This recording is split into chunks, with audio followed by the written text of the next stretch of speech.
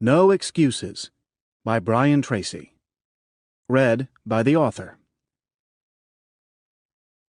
Introduction: The Miracle of Self-Discipline. Mark Twain said that there are 1,000 excuses for failure, but never a good reason. Why are some people more successful than others? Why do some people make more money, live happier lives, and accomplish much more in the same number of years than the great majority? What is the real secret of success? Often I begin a seminar with a little exercise. I ask the audience, how many people here would like to double their incomes? Almost everyone smiles and raises their hands. I then ask, how many people here would like to lose weight, get out of debt, achieve financial independence? Again, everyone smiles, some people cheer, and they all raise their hands. Then I say, wonderful. These are great goals that everyone has.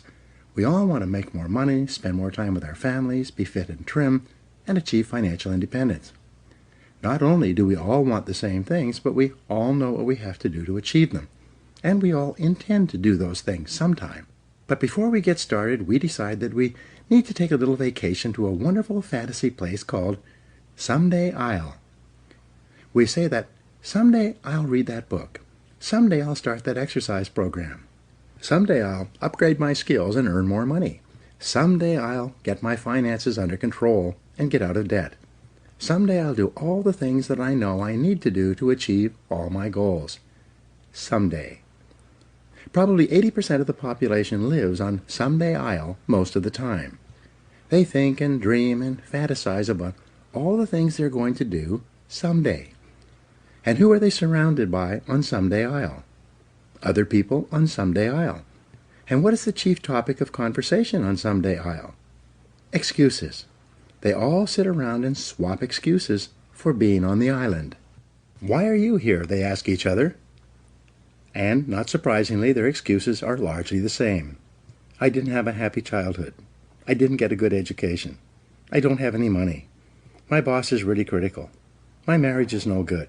No one appreciates me. Or, the economy is terrible. They have come down with the disease of excusitis, which is invariably fatal to success. They all have good intentions, but as everyone knows, the road to hell is paved with good intentions. The first rule of success is simple. Vote yourself off the island. No more excuses. Do it or don't do it, but don't make excuses.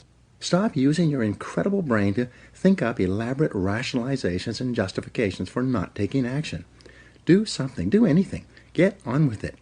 Repeat to yourself, if it's to be, it's up to me. Losers make excuses. Winners make progress. Now, how can you tell if your favorite excuse is valid or not? It's simple. Look around and ask, is there anyone else who has my same excuse who is successful anyway? When you ask this question, if you're honest, you'll have to admit that there are thousands and even millions of people who've had it far worse than you, who have gone on to do wonderful things with their lives. And what thousands and millions of other people have done, you can do as well, if you try.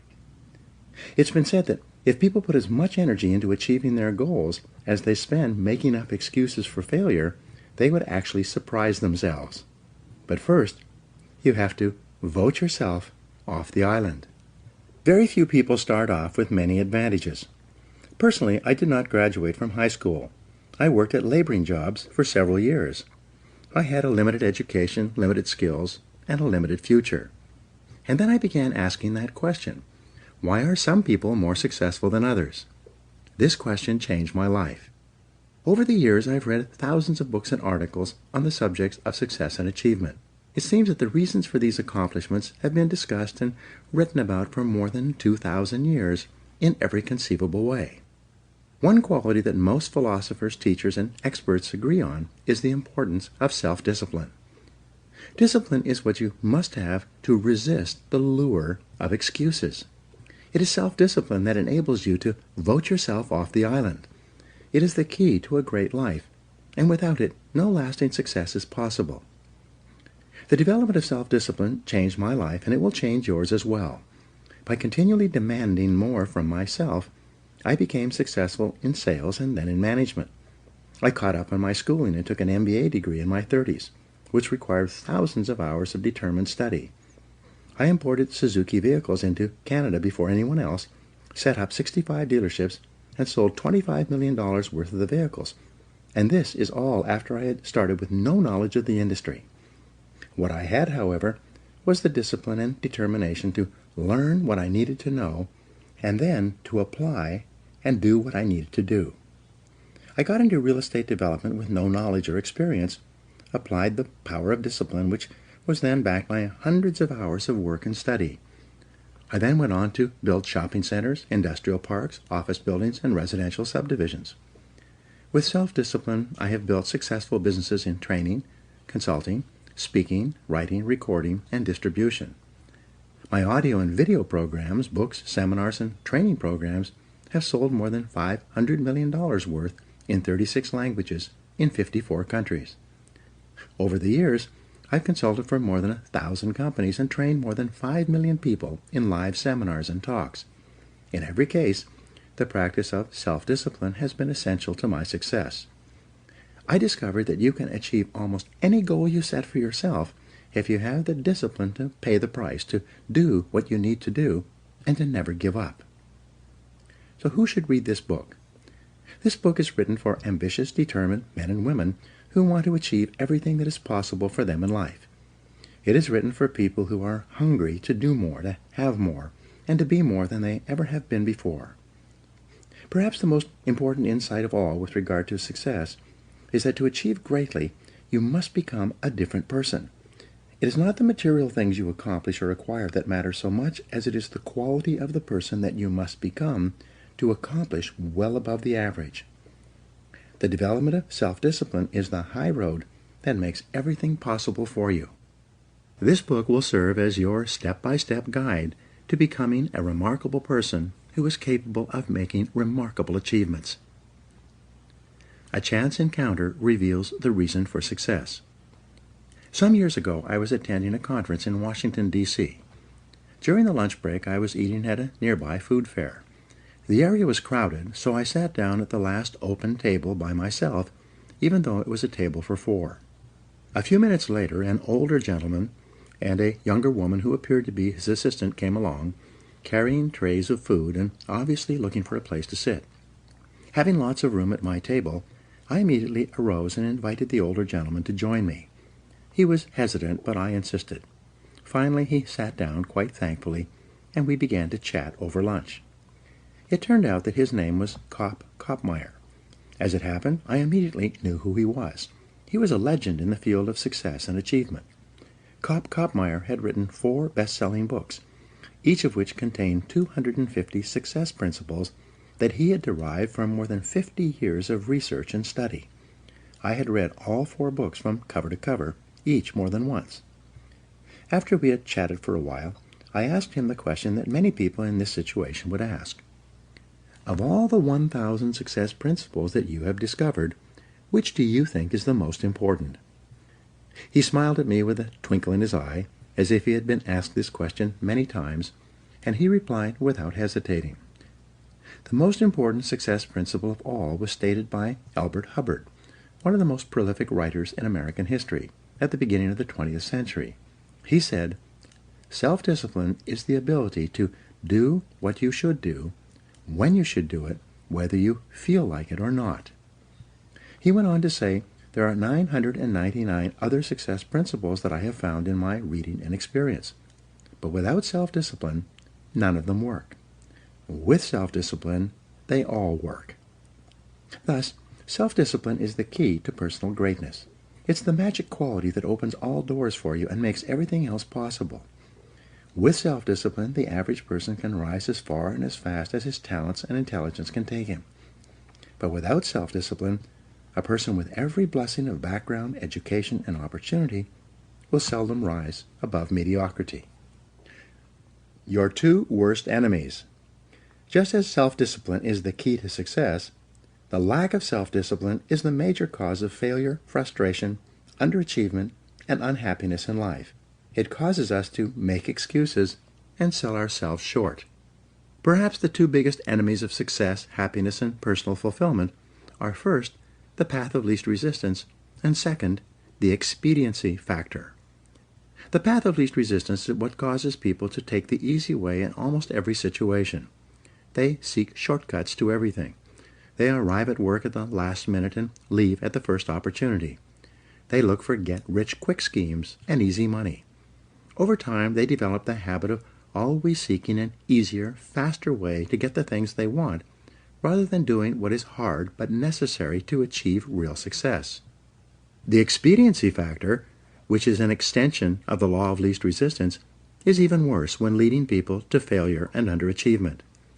This principle says, people invariably seek the fastest and easiest way to get the things they want right now, with little or no concern for the long-term consequences of their behaviors. In other words, most people do what is expedient, what is fun and easy, rather than what is necessary for success. Every day, and every minute of every day, there's a battle going on inside of you between doing what is right, hard, and necessary, like the angel on one shoulder, or doing what is fun, easy, and of little or no value, like the devil on your other shoulder. Every minute of every day you must fight and win this battle with the expediency factor and resist the pull of the path of least resistance if you truly desire to become everything you are capable of becoming. Take control of yourself. Another definition of self-discipline is self-mastery. Success is only possible when you can master your own emotions, appetites, and inclinations.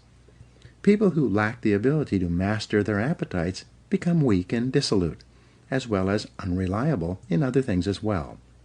Self-discipline can also be defined as self-control. Your ability to control yourself and your actions, control what you say and do, and ensure that your behaviors are consistent with your long-term goals and objectives is the mark of the superior person. Discipline has been defined as self-denial. This requires that you deny yourself the easy pleasures, the temptations that lead so many people astray, and instead discipline yourself to do only those things that you know are right for the long term and appropriate for the moment. Self-discipline requires delayed gratification, the ability to put off satisfaction in the short term in order to enjoy greater rewards in the long term. Think long term. Sociologist Dr. Edward Banfield of Harvard University conducted a 50-year study into the reasons for upward socioeconomic mobility in America. He concluded that the most important single attribute of people who achieved great success in life was long-time perspective. Banfield defined time perspective as the amount of time an individual takes into consideration when determining his present actions. In other words, the most successful people are long-term thinkers. They look into the future as far as they can to determine the kind of people they want to become and the goals they want to achieve. They then come back to the present and determine the things that they will have to do or not do to achieve their desired futures. This practice of long-term thinking applies to work, career, marriage, relationships, money, and personal conduct, each of which is covered in the pages ahead. Successful people make sure that everything they do in the short term is consistent with where they want to end up in the long term. They practice self-discipline at all times. Perhaps the most important word in long-term thinking is sacrifice. Superior people have the ability throughout their lives to make sacrifices in the short term, both large and small, so as to assure greater results and rewards in the long term. You see this willingness to sacrifice in people who spend many hours and even years preparing, studying, and upgrading their skills to make themselves more valuable so that they can have a better life in the future, rather than spending most of their time socializing and having fun in the present. Longfellow once wrote, "Those heights by great men won and kept were not achieved by sudden flight, but they, while their companions slept, were toiling upward in the night." Your ability to think, plan, and work hard in the short term, and to discipline yourself to do what is right and necessary before you do what is fun and easy, is the key to creating a wonderful life for yourself. Your ability to think long-term is a developed skill. As you get better at it, you become more able to predict with increasing accuracy what is likely to happen to you in the future as the result of your actions in the present. This is a quality of the superior thinker. Short-term gain can cause long-term pain. There are two laws that you fall victim to when you fail to practice self-discipline. The first is called the law of unintended consequences. This law states that the unintended consequences of an action can be far worse than the intended consequences of that behavior because of a lack of long-term thinking. The second law is the law of perverse consequences, which says that a short-term action aimed at immediate gratification can lead to perverse or the opposite consequences from those at which it was aimed. For example, you might make an investment of time, money, or emotion with the desire and intent to be better off and happier as a result. But because you acted without carefully thinking or doing your homework, the consequences of your behavior turned out to be far worse than if you had done nothing at all. Every person has had this experience, and usually more than once. The common denominator of success. Herbert Gray, a businessman, conducted a long-term study searching for what he called the common denominator of success. After 11 years, he finally concluded that the common denominator of success was that successful people make a habit of doing the things that unsuccessful people don't like to do. And what were these things? It turned out that the things that successful people don't like to do are the same things that failures don't like to do either. But successful people do them anyway because they know that this is the price they will have to pay if they want to enjoy greater success and rewards in the future. What Gray found was that successful people are more concerned with pleasing results, whereas failures were more concerned about pleasing methods. Successful, happy people were more concerned with the positive, long-term consequences of their behaviors, whereas unsuccessful people were more concerned with personal enjoyment and immediate gratification. Motivational speaker Dennis Waitley has said that the top people were those who were more concerned with activities that were goal-achieving, whereas average people were more concerned with activities that were tension-relieving. Dinner before dessert. The simplest rule in the practice of self-discipline is to eat dinner before dessert.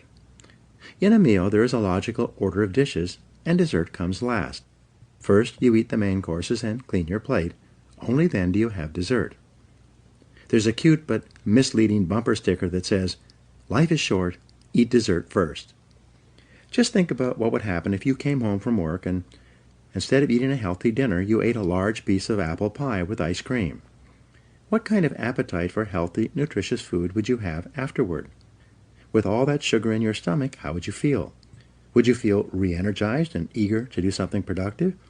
Or would you feel tired and sluggish and ready to write off the day as largely finished? You get the same result when you go for a drink or two after work and then come home and turn on the television. These are simply different forms of dessert that largely eliminate your ability to do anything useful for the rest of the evening. Perhaps the worst part of all is that whatever you do repeatedly soon becomes a habit, and a habit once formed is hard to break. The habit of taking the easy way, of doing what is fun and enjoyable, or eating dessert before dinner, becomes stronger and stronger, and it leads inevitably to personal weakness, underachievement, and failure. The habit of self-discipline. Fortunately, you can develop the habit of self-discipline. The regular practice of disciplining yourself to do what you should do, when you should do it, whether you feel like it or not, becomes stronger and stronger as you practice it. You simply refuse to make excuses. Bad habits are easy to form, but hard to live with. Good habits are hard to form, but easy to live with. And, as Goethe said, everything is hard before it's easy. It's hard to form the habits of self-discipline, self-mastery, and self-control, but once you've developed them, they become automatic and easy to practice. When the habits of self-discipline are firmly entrenched in your behavior, you start to feel uncomfortable when you're not behaving in a self-disciplined manner. The best news is that all habits are learnable. You can learn any habit you need to learn in order to become the kind of person that you want to become. You can become an excellent person by practicing self-discipline whenever it's called for. Every practice of self-discipline strengthens every other discipline. Unfortunately, every weakness in discipline weakens your other disciplines as well. To develop the habit of self-discipline, you first make a firm decision about how you will behave in a particular area of activity. You then refuse to allow exceptions until the habit of self-discipline in that area is firmly established. Each time you slip, as you will, you resolve once again to keep practicing self-discipline until it becomes easier for you to behave in a disciplined way than to behave in an undisciplined way. The big payoff.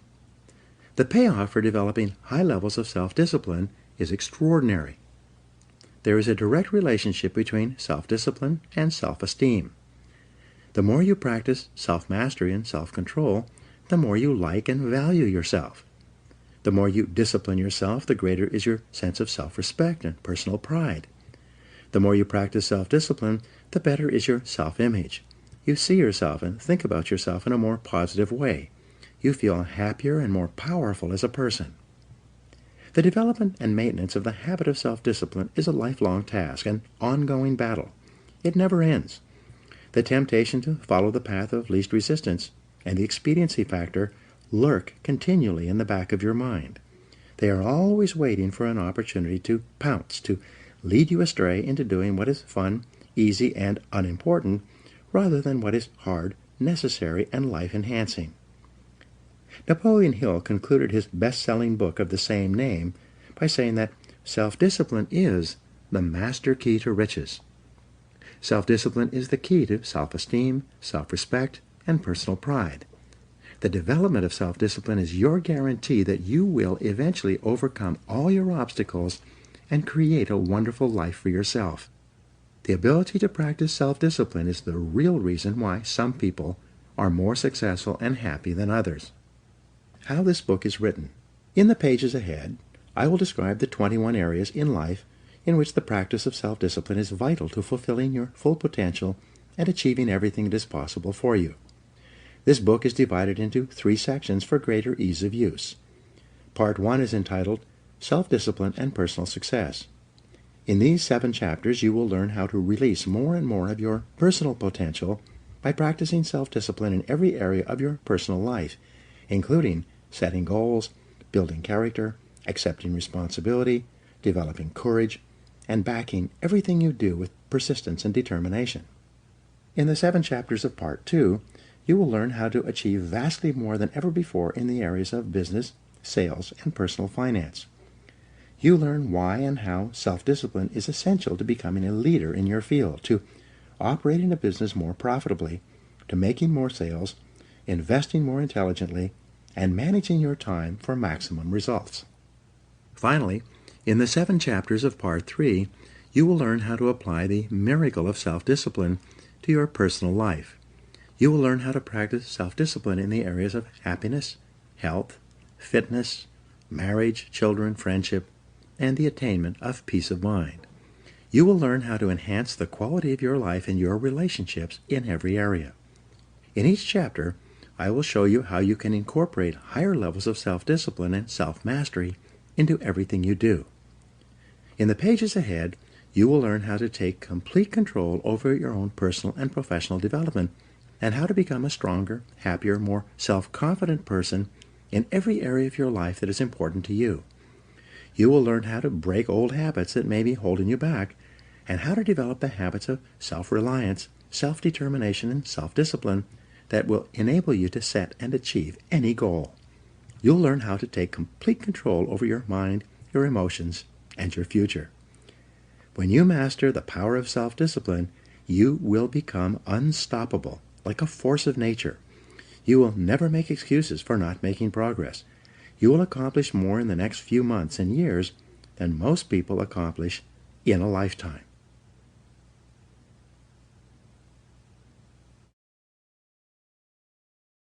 Part 1. Self-Discipline and Personal Success.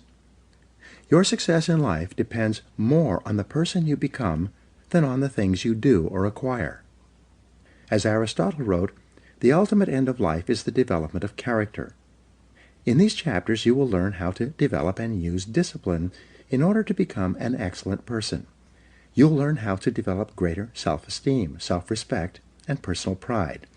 You will learn the essential disciplines required for personal greatness and how to build them into your own character and personality. Chapter 1. Self-Discipline and Success. Plato wrote, "The first and best victory is to conquer self." Why do some people accomplish so much more in their personal and professional lives than others?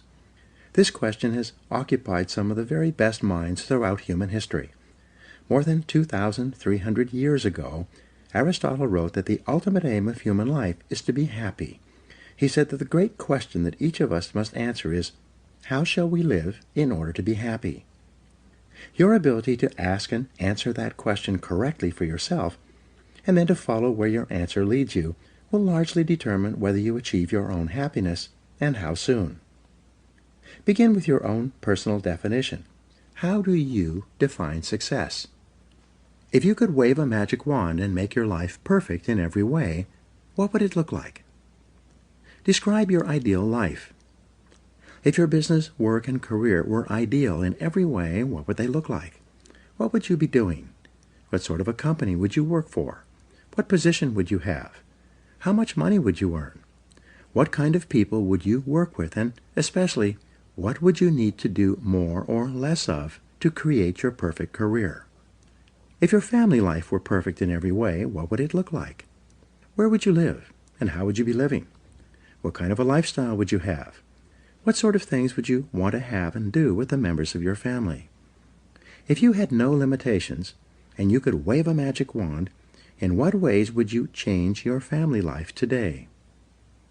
If your health were perfect, how would you describe it? How would you feel? How much would you weigh?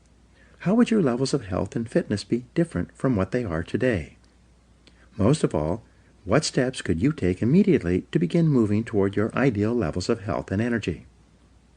If your financial situation were ideal, how much would you have in the bank?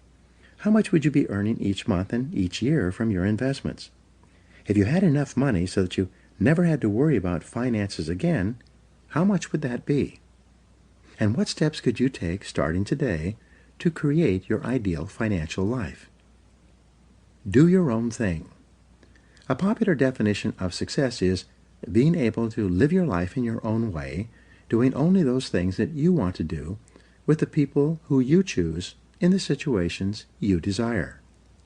In each case, when you begin to define what success means to you, you can immediately see things that you should be doing more of or less of in order to begin creating your ideal life. And the biggest thing that holds you back from moving in the direction of your dreams is usually a lack of self-discipline and your favorite excuses. It's not that you don't know what to do, but rather that you don't have the discipline to make yourself do what you should do, whether you feel like it or not. Join the top 20%. In our society, the top 20% of people earn 80% of the money and enjoy 80% of the riches and rewards. This Pareto principle has been proven over and over again since it was first formulated in 1895 by Vilfredo Pareto. Your first goal in your career should be to get into the top 20% in your chosen field. In the 21st century, there's a premium on knowledge and skill. The more knowledge you acquire and the greater skill that you apply, the more competent and valuable you become. As you get better at what you do, your income-earning ability increases like compound interest. Unfortunately, the majority of people, the bottom 80%, make little or no effort to upgrade their skills. Most people, according to Jeffrey Colvin's 2009 book, Talent is Overrated, learn their jobs in the first year of their employment, and then they never get any better. It is only the top people in every field who are committed to continuous improvement. Because of this increasing disparity of productive ability, based on knowledge, skill, and hard work, the top 1% of people in America today control as much as 33% of the financial assets, starting with nothing. Interestingly, almost everyone starts out the same in life with little or nothing. Almost all fortunes in America and worldwide are first generation. This means that most individuals started with little or nothing and earn everything they own in their current lifetime. The wealthiest people in America are almost all first-generation multi-billionaires. This is the case with wealthy Americans such as Bill Gates, Warren Buffett, Larry Ellison, Michael Dell, and Paul Allen. Fully 80% of millionaires and multimillionaires started with little money, often penniless and sometimes deeply in debt, with few advantages, such as Sam Walton, who died worth more than $100 billion. Why have these people been able to achieve so much when so many have achieved so little? In their book, The Millionaire Next Door, Thomas Stanley and William Danko interviewed more than 500 millionaires and surveyed 11,000 more over a 25-year period. They asked them why they felt they had been able to achieve financial independence when most of the people around them who started at the same place were still struggling. Fully 85% of this new generation of millionaires replied by saying something like, "I didn't have a better education or more intelligence, but I was willing to work harder than anyone else." Hard work is the key. The indispensable requirement for hard work is self-discipline.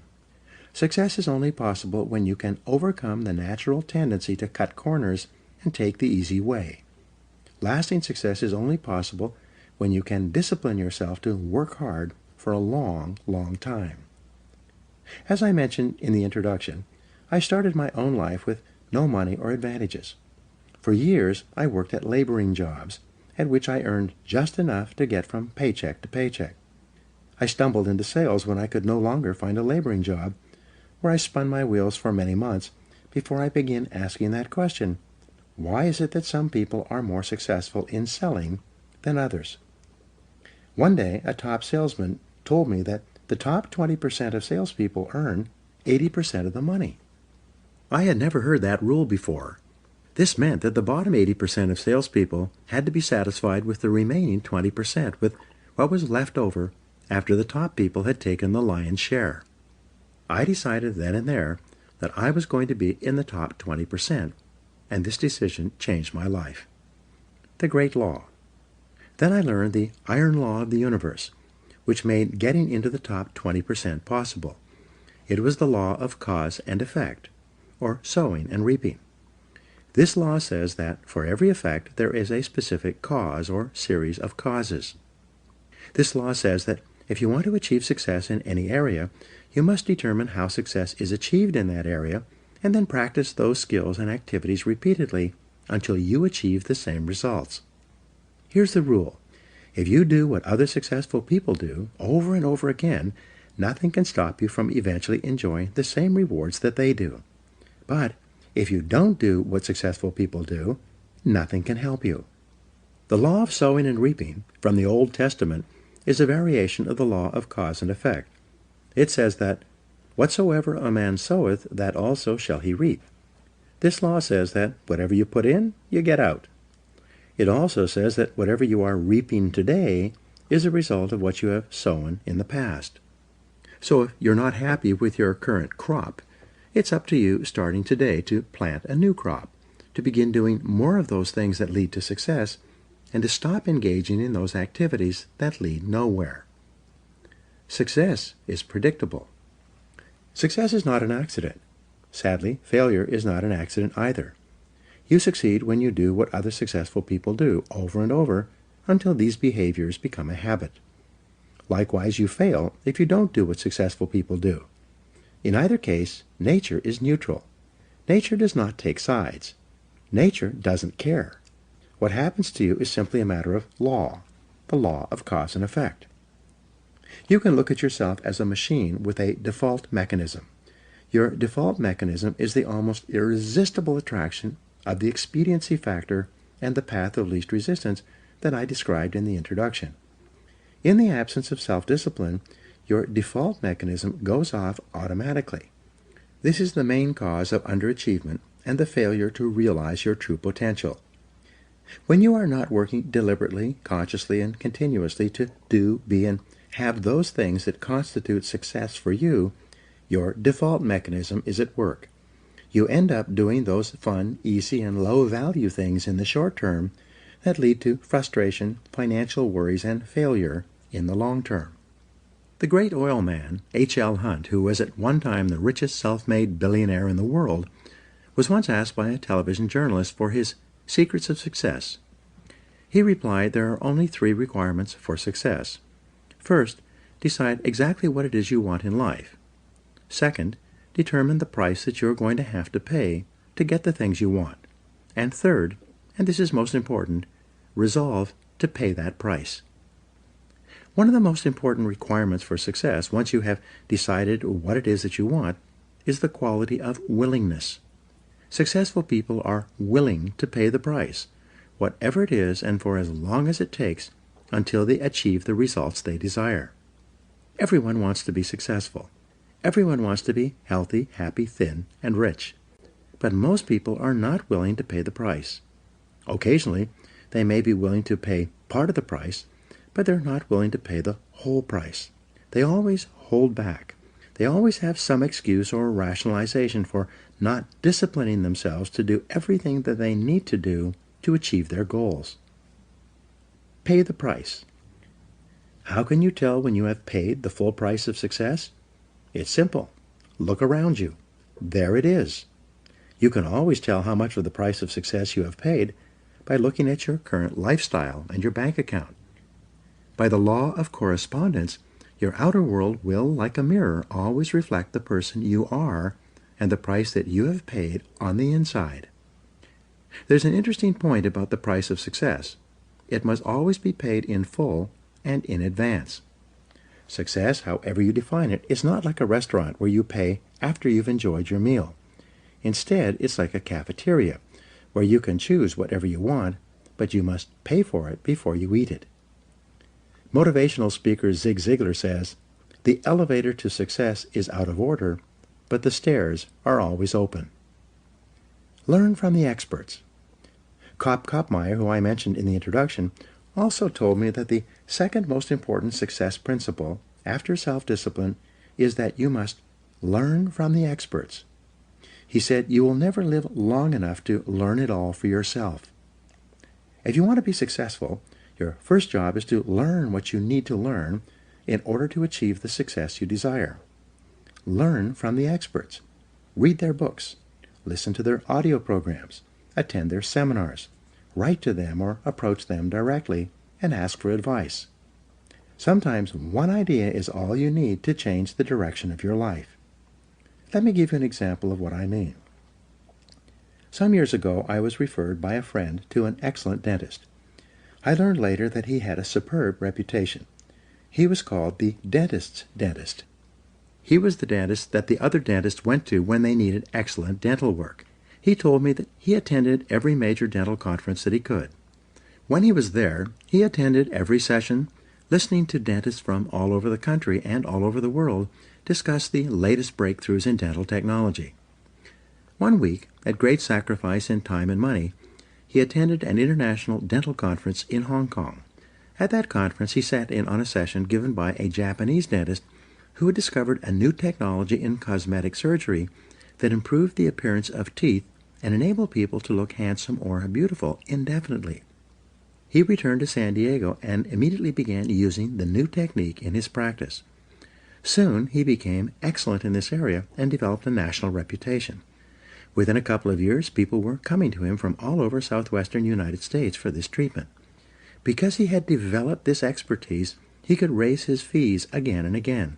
Eventually, he had made so much money that he was able to retire at the age of 55, financially independent and able to spend the rest of his life with his family, traveling and fulfilling his dreams. The point of this story is that by continually seeking out ideas and advice from other experts in his field, he came across a new technology that helped him become the leader in his field and saved him 10 years of hard work in order to achieve the same level of financial success.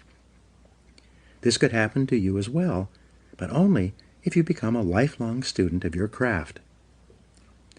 Mental and physical fitness need to be ongoing.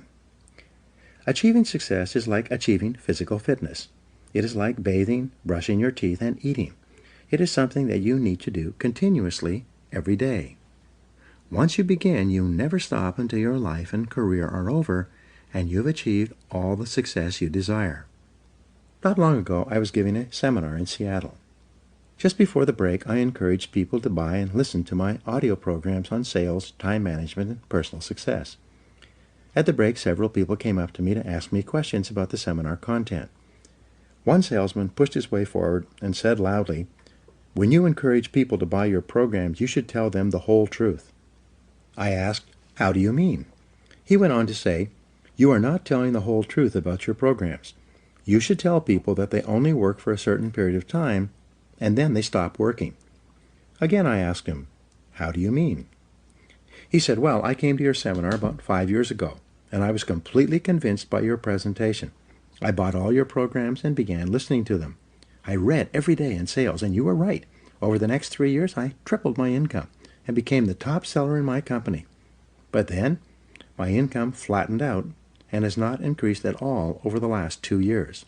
The fact is that your materials stop working after a certain point." I then asked him, in front of all these other people, what happened to you 2 years ago when your income flattened out and stopped increasing? He searched his memory, thought for a while, and said, "Well, I was selling so much that I was hired away by another company. Ever since I started my new job, my income has remained flat." I asked him, "What did you do differently in your new job in comparison with your previous job?" He started to answer, and then he stopped. A shocked look came over his face. Finally, he replied, "Oh my gosh, I stopped doing it. When I changed jobs, I stopped reading in sales. I stopped listening to audio programs. I stopped attending seminars. I stopped doing it." He walked away, shaking his head, muttering to himself, "I stopped doing it. I stopped doing it. I stopped doing it." Becoming an expert in your field, continually upgrading your skills, which I will talk about in Chapter 5, is like physical fitness. If you stop exercising for any period of time, you don't maintain your fitness at the same level. You begin to decline. Your body and your muscles become softer and weaker. You lose your strength, flexibility, and stamina. In order to maintain them, you must keep working at them every day, every week, and every month. Become all you can be. There's an even more important reason for you to practice the self-discipline that leads onward and upward to the great successes that are possible for you. The practice of self-discipline enables you to change your character, to become a stronger and better person. The exercise of self-discipline has a powerful effect on your mind and emotions, developing you into a different person from the one that you would have been without self-discipline. Imagine yourself in a chemistry lab. You mix a series of chemicals in a Petri dish and put it over a Bunsen burner. The Bunsen burner heats the chemicals to the point at which they crystallize and become hardened. But once you've crystallized these chemicals using intense heat, they cannot be transformed back into liquid form. In the same way, your personality begins like a liquid, soft, fluid, and formless. But as you apply the heat of self-discipline, as you exert yourself to do what is hard and necessary, rather than what is fun and easy, your personality crystallizes and hardens at a higher level as well. The greatest benefit you enjoy from exerting self-discipline in the pursuit of your goals is that you become a different person. You become stronger and more resolute. You develop greater self-control and determination. You actually shape and strengthen your personality and transform yourself into a better person. The rule is that to become someone that you have never been before, you must do something that you have never done before. This means that to develop a superior character, you must exert ever higher levels of self-discipline and self-mastery on yourself. You must do the things that average people don't like to do. Another success principle is that to achieve something that you've never achieved before, you must learn and practice qualities and skills that you've never had before. By practicing self-discipline, you become a new person. You become better, stronger, and more clearly defined. You develop higher levels of self-esteem, self-respect, and personal pride. You move yourself up the ladder of human evolution and become a person of higher character and resolve. Success is its own reward. The wonderful thing about the achievement of success is that every step in that direction is rewarding in itself. Each step you take toward becoming a better person and accomplishing more than you ever have before makes you feel happier, more confident, and more fulfilled. You've heard it said that nothing succeeds like success. What this means is that the greatest reward of success is not the money you make, but rather the excellent person you become in the process of striving toward success and exerting self-discipline every time it's required. In the next chapter, I will explain to you how you can become the truly excellent person you are capable of becoming. Now, Here are some action exercises. Take out a pen right now and write down your answers to the questions below. 1. If your work life and career were ideal, what would they look like? What one discipline could you develop that would help you to achieve it? 2. If your family life were ideal, what would it look like? And what one discipline would help you the very most to make it a reality? 3. If your health were perfect in every way, what discipline would you have that would make that possible? 4. If your financial situation were ideal today, what one discipline would you have that would help you the most? 5. Why aren't you already as successful as you would like to be? And what one discipline would help you the most to achieve all your goals? 6. What one skill could you develop that would help you to realize more of your goals? And 7. If you could wave a magic wand and be completely disciplined in any one area, which one discipline would have the greatest positive impact on your life?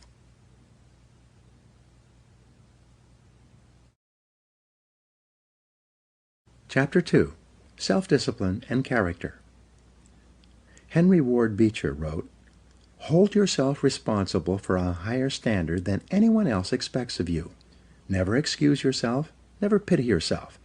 Be a hard master to yourself, and be lenient to everyone else." The development of character is the great business of life. Your ability to develop a reputation as a person of character and honor is the highest achievement of both social and business life. Ralph Waldo Emerson wrote, "What you do speaks so loudly that I cannot hear a word you say." The person you are today, your innermost character, is the sum total of all your choices and decisions in life up to this date. Each time you have chosen rightly and acted consistently with the very best that you know, you have strengthened your character and become a better person. The reverse is also true. Each time you have compromised, taken the easy way, or behaved in a manner inconsistent with what you knew to be right, you have weakened your character and softened your personality. The great virtues. There are a series of virtues or values that are usually possessed by a person of character.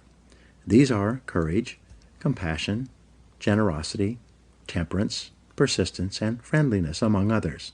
We'll talk about some of these in Part 3 of this book. Coming before all these values, however, is the most important one of all when determining the depth and strength of your character: integrity. It is your level of integrity, living in complete truth with yourself and others, that demonstrates more than anything else the quality of your character. In a way, integrity is actually the value that guarantees all the other values. When your level of integrity is higher, you are more honest with yourself and more likely to live consistently with all the other values that you admire and respect. However, it takes tremendous self-discipline to become a person of character. It takes considerable willpower to always do the right thing in every situation. And it takes both self-discipline and willpower to resist the temptation to cut corners, to take the easy way, or to act for short-term advantage. All of life is a test to see what you are really made of deep down inside. Wisdom can be developed in private through study and reflection, but character can only be developed in the give and take of daily life, when you are forced to choose and decide among alternatives and temptations. The test of character. It is only when you are under pressure, when you are forced to choose one way or another to either live consistently with a value or to compromise it, that you demonstrate your true character. Emerson also said, "Guard your integrity as a sacred thing. Nothing at last is sacred except the integrity of your own mind." You are a choosing organism. You are constantly making choices, one way or the other. Every choice you make is a statement about your true values and priorities. At each moment, you choose what is more important or of higher value to you over what is less important or of lesser value. The only bulwark against temptation, the path of least resistance, and the expediency factor is character. The only way you can develop your full character is by exerting your willpower in every situation when you are tempted to do what is easy and expedient rather than what is correct and necessary. the big payoff. The payoff for becoming a person of character, for exercising your willpower and self-discipline to live consistently with the very best that you know, is tremendous. When you choose the higher value over the lower, the more difficult over the easy, the right over the wrong, you feel good about yourself. Your self-esteem increases. You like and respect yourself more. You have a greater sense of personal pride. In addition to feeling excellent about yourself when you behave with character, you also earn the respect and esteem of all the people around you. They will look up to you and admire you. Doors will be opened for you. People will help you. You'll be paid more, promoted faster, and given even greater responsibilities. As you become a person of honor and character, opportunities will appear all around you. On the other hand, you can have all the intelligence, talent, and ability in the world, but if people do not trust you, you will never get ahead. People will not hire you, and if they do, they will de-hire you as soon as possible. Financial institutions will not lend you money. Because birds of a feather flock together, the only associates, never friends, you will ever have will be other people of questionable character. Furthermore, since the people you associate with have a major effect on your attitude and personality, you make or break your entire life with the quality of your character or the lack thereof. The development of character. Aristotle wrote, "All advancement in society begins with the development of the character of the young." This means that advancement in your life begins with the learning and practice of values. You learn values in one or all of three ways: instruction, study, and practice. Let's look at each of these more closely. Teach your children values. One of the chief roles of parenting is to teach children values. This requires patient instruction and explaining values to them over and over again as they are growing up. Once is never enough. The value and the importance of living by that value must be explained. Parents must not only give illustrations, but also contrast the adherence to a value, especially that of telling the truth, with its opposite, that of lying or telling half-truths. Children are very susceptible to the lessons they receive from the important people in their lives as they are growing up. They accept what you say as their parent as a fact, as absolute truth. They absorb what you say like a sponge. You write your description of values on their souls, which are like wet clay, so that what you write becomes a permanent part of the way they see the world and relate to life. More than anything else, as we'll see in Chapter 19, you demonstrate your values in your behavior. Your children watch you and strive to emulate the values that you not only teach and preach, but also practice. And they are always watching. The Rockefeller family children were famous for being taught financial values at an early age. Even though their father was one of the richest men in America, the children were given tasks and chores to perform before they received their allowances. They were then instructed on how to spend their allowances, how to save, how much to give to charity, and how much to invest.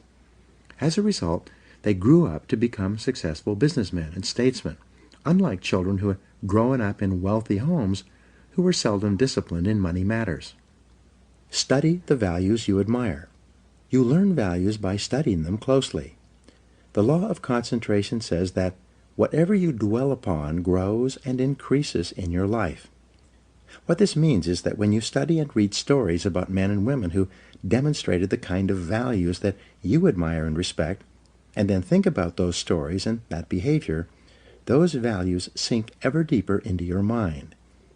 Once these values are programmed into your subconscious, they create a propensity within you to behave consistently with those values when the situation requires them.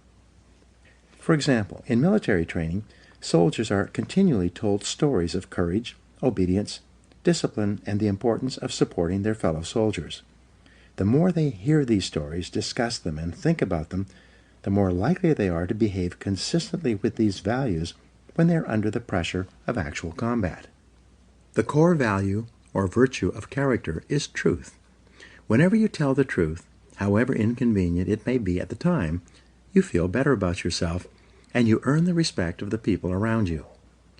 One of the highest accolades you can pay another person is to say that he or she always tells the truth. Emulate the people you most admire. Much of your character is determined by the people you most admire, both living and dead. Who are they? Looking over your life and history, make a list of the people whom you most admire, and next to their names, write out the virtues or values that they most represent to you. If you could spend an afternoon with anyone, living or dead, what one person would you choose? Why would you choose that person? What would you talk about during your afternoon together? What questions would you ask, and what would you want to learn? Consider this as well. Why would that person want to spend an afternoon with you? What are the virtues and values that you have developed that make you a valuable and interesting person? What makes you special? Practice the values you respect. You develop values by practicing them whenever they are called for. As the Roman Stoic philosopher Epictetus said, "Circumstances do not make the man, they merely reveal him to himself." When a problem occurs, people tend to react automatically based on the highest values that they have developed up to that moment. We develop values by repetition, by behaving consistently with a particular value over and over again until it becomes a habit and locks in so that we come to practice it automatically. Men and women with highly developed characters behave in a manner consistent with their highest values, and they do so without thought or hesitation. There's no question in their minds about whether or not they are doing the right thing. The structure of personality. The psychology of character involves the three parts of your personality: your self-ideal, your self-image, and your self-esteem. Your self-ideal is that part of your mind composed of your values, virtues, ideals, goals, aspirations, and your idea of the very best person that you could possibly be. In other words, your self-ideal is composed of those values that you most admire in others and most aspire to possess in yourself. The most important part of your self-ideal is summarized in the word clarity. Superior people are those who are absolutely clear about who they are and what they believe. They have complete clarity about the values they believe in and what they stand for. They are not confused or indecisive. They are firm and resolute when it comes to any decision in which a value is involved. On the other hand, weak and irresolute people are fuzzy and unclear about their values. They have only a vague notion of what is right or wrong in any situation. As a result, they take the path of least resistance and act expediently. They do whatever seems to be the fastest and easiest thing to get what they want in the short term, giving little or no consideration or concern about the consequences of their acts. The evolution of character. In biology, life forms are categorized from the least to the most complex, from single-celled plankton all the way up to the increasingly complex spectrum of life to the human being. Similarly, human beings can be organized along a spectrum as well, from the least to the most developed. The lowest forms of humans are those with no values, virtues, or character. These people always act expediently and take the path of least resistance in their search for immediate gratification. At the highest levels of development of the human race, however, are those men and women of complete integrity, who would never compromise their honesty or their character for anything, including the threat of financial loss, pain, or even death. George Washington is famous for his honesty, which was demonstrated in the story in which he admitted that he had cut down the cherry tree. In the same vein, the founding fathers of the United States wrote that, "We hereby pledge our lives, our fortunes, and our sacred honor to the signing of the Declaration of Independence." In his book, Trust, The Social Virtues and the Creation of Prosperity, philosopher Francis Fukuyama observed that societies worldwide can be divided into two kinds: high trust and low trust. He also argues that the highest trust societies, those in which integrity is most admired, encouraged, and respected, are also the most law-abiding, free, and prosperous. At the other end of the societal spectrum, however, are those societies characterized by tyranny, thievery, dishonesty, and corruption.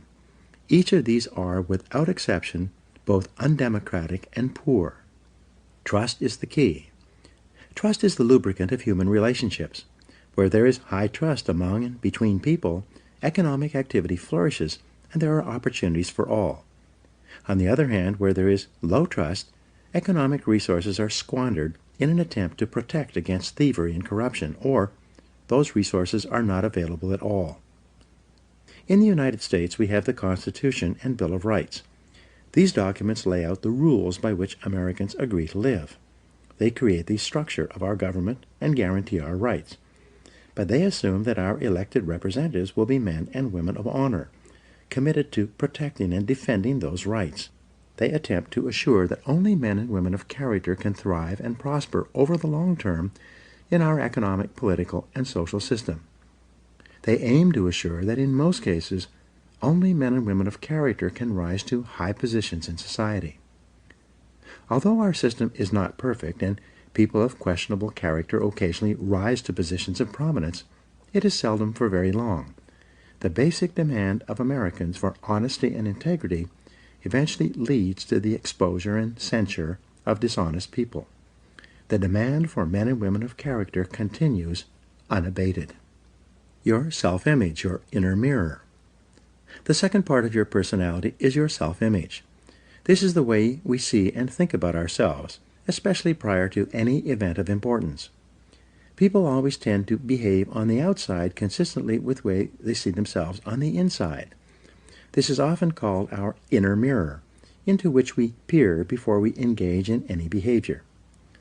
When you see yourself as calm, positive, truthful, and possessed of high character, you behave with greater strength and personal power. Other people respect you more. You feel in control of yourself and the situation. What's more, whenever you actually behave in a manner that is consistent with your highest values, your self-image improves. You see and think about yourself in a better light. You feel happier and more confident. Your behavior and outward performance then reflects this increasingly improving inner picture you have of yourself as the very best person you can possibly be. People tend to accept you at your own evaluation of yourself, at least initially. If you see and think of yourself as an excellent person who is possessed of high character, you will treat other people with courtesy, grace, and respect. In turn, they will likewise treat you as a person of honor and character. Your self-esteem, how much you like yourself. The third part of your personality is your self-esteem. This is how you feel about yourself, your emotional core. Your self-esteem is defined as how much you like yourself. But it's more than only this. The more you see yourself as a valuable and important person, the more positive and optimistic you will be. When you truly consider yourself to be important and valuable, you will treat other people as if they are important as well. Your self-esteem is largely determined by how consistent your self-image, which shapes your personal behavior, is with your self-ideal or your vision of the very best person you can possibly be. Whenever you act consistently with who you consider an excellent person to be, your self-image improves and your self-esteem increases. You like and respect yourself more. You feel happy about yourself and others. The more you like yourself, the more you like others, and the more they like you in return. By acting with character and in harmony with your highest values, you put your whole life, internally and externally, into an upward spiral. In every area of your life, things will get better and better for you. Your role models have a tremendous impact on shaping your character. The more you admire a person and his or her qualities, the more you strive, both consciously and unconsciously, to become like that person.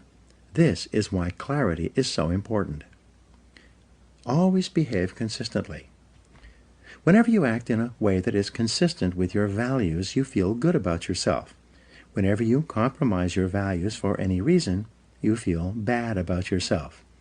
This also means that when you compromise your values, your self-confidence and self-esteem go down. You feel uneasy and inferior, inadequate and uncomfortable. When you compromise your values, deep down inside you feel that something is fundamentally wrong. Almost all human problems can be solved by a return to your highest values and your innermost convictions. When you look back, there have probably been situations in your life when you have compromised your values in order to save an investment, keep a job, preserve a relationship or maintain a friendship. In each case, you have felt worse and worse until you finally broke it off and walked away. And how did you feel when you finally had the strength of character to walk away? You felt wonderful. Whenever you use your willpower and strength of character to return to the values that are most dear to you, you are rewarded with a wonderful feeling of happiness and exhilaration. You feel energized and free.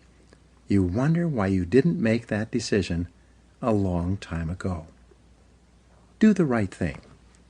In the development of character that is based on self-discipline and willpower, long-term thinking is essential.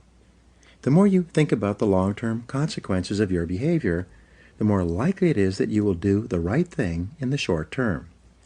So when you have to make a choice or decision, always ask the magic question, what's important here? Practice the universal maxim of Immanuel Kant, the philosopher. He said, resolve to behave as though your every act were to become a universal law for all people. One of the great questions for the development of character is this: what kind of a world would this world be if everyone in it was just like me? Whenever you slip, whenever you do or say something that is inconsistent with your highest values, immediately get back on your horse. Say to yourself, this is not like me, and resolve that next time you'll do better. What you dwell upon grows. If you are in a situation today in which you are not living up to your highest values, make a decision this very minute to confront the situation and straighten it out. The minute you do, you will once again feel happy and back in control. There's an old Indian story. On my shoulders are two wolves. One is a black wolf, evil, who continually tempts me to do and say the wrong things. On my other shoulder is a white wolf that continually encourages me to live up to my very best. A listener asked the old man, which of these wolves has the greatest power over you? The old man replied, the one I feed. By the law of concentration, whatever you dwell upon grows and increases in your life. When you think and talk about the virtues and values that you most admire and respect, you therefore program those values deeper and deeper into your subconscious until they begin to operate automatically in every situation. Whenever you exercise your self-discipline and willpower to live your life consistently with those values that you most aspire to be known for, you begin to move rapidly along the path to becoming an excellent person. Now here are some action exercises for you. Take out a sheet of paper and write out your answers to these questions. 1. Name 3 people, living or dead, who you most admire, and describe one quality of each of them that you respect. 2. Determine the most important virtue or quality in your life that you strive the most to practice or emulate. 3. Identify those situations in which you feel the most confident, in which you feel like the very best person you could possibly be. 4. What situations give you your greatest feelings of self-esteem and personal worth? 5. If you are already an excellent person in every respect, how would you behave differently from today onward? 6. What one quality would you like people to think of when your name is mentioned, and what could you do to ensure this happens? 7. In what one area do you need to be more truthful and practice higher levels of integrity than you do today? Whatever your answers, write them down, and then begin to practice them.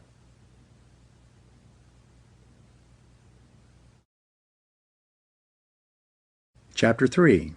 Self-Discipline and Responsibility. J. Paul Getty said, the individual who wants to reach the top in business must appreciate the might and force of habit. He must be quick to break those habits that can break him, and hasten to adopt those practices that will become the habits that help him achieve the success he desires. Your ability and willingness to discipline yourself to accept personal responsibility for your life is essential to happiness, health, success, achievement, and personal leadership. Accepting responsibility is one of the hardest of all disciplines, but without it, no success is possible. The failure to accept responsibility and the attempt to foist responsibility for things in your life that make you unhappy onto other people, institutions, and situations completely distorts cause and effect, undermines your character, weakens your resolve, and diminishes your humanity. It leads to making endless excuses. My great revelation. When I was 21, I was living in a tiny apartment and working as a construction laborer. I had to get up at 5 a.m. so that I could take 3 buses to work in order to be there by 8 a.m. I didn't get home until 7 p.m., tired out from carrying construction materials all day.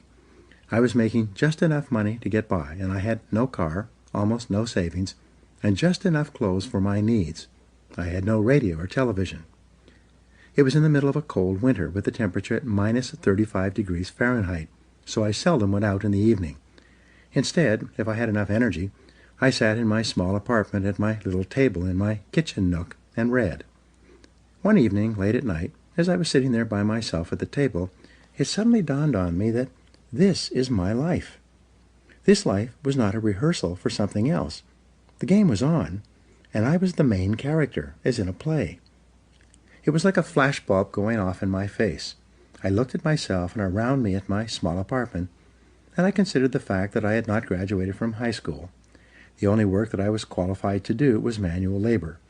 I earned just enough money to pay my basic expenses, and I had very little left over at the end of the month. I suddenly knew that unless I changed, nothing else was going to change.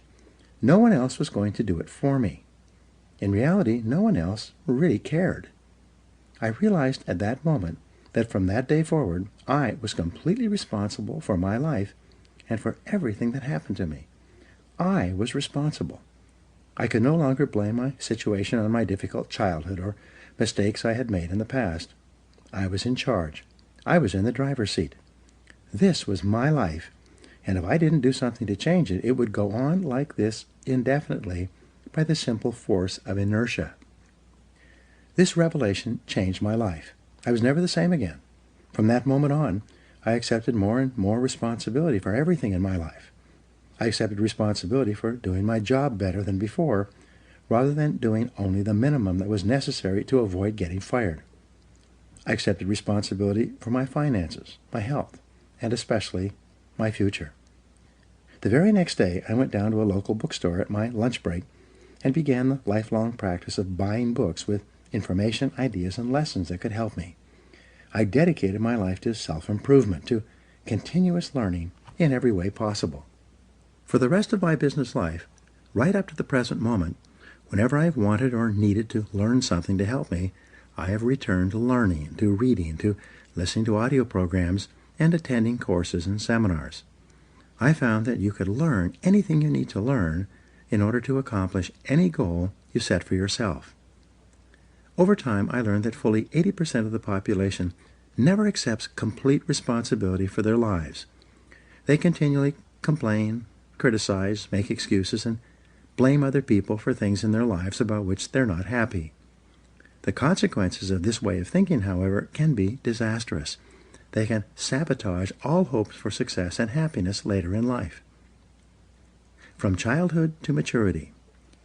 When you are growing up, from an early age you become conditioned to see yourself as not responsible for your life. This is normal and natural. When you're a child, your parents are in charge. They make all your decisions. They decide what food you will eat, what clothes you will wear, what toys you will play with, what home you will live in, what school you will attend, and what activities you'll engage in during your spare time. Because you are young, innocent, and unknowing, you do what they want you to do. You have little choice or control. As you grow up, however, you begin to make more and more of your own decisions in each of these areas. But because of your early programming, you are conditioned unconsciously to feel that someone else is still responsible for your life, that there's still someone else out there who can or should take care of you. Most people grow up believing that if something goes wrong, someone else is responsible. Someone else is to blame. Someone else is guilty. Someone else is the villain, and they are the victim. As a result, most people make more and more excuses for the things in their lives, past and present, that make them unhappy. Get over the mistakes your parents made. If your parents criticized you or got angry with you for mistakes you made when you were growing up, you began to unconsciously assume that somehow you were at fault. If your parents punished you physically or emotionally for doing or not doing something that pleased or displeased them, you felt inferior and inadequate. When your parents withheld their love to punish you for not doing something they demanded, you might have grown up with deep feelings of guilt, unworthiness, and undeservingness. All these negative feelings could then intersect to make you feel like a victim, like you are not responsible for yourself or your life once you became an adult. The most common feeling that we have as adults, if we have been raised in a critical home environment, is the feeling that I'm not good enough. Because of this feeling, we compare ourselves unfavorably to others. We think that other people who seem to be happier or more confident are better than us. We develop feelings of inferiority. This can become an emotional trap.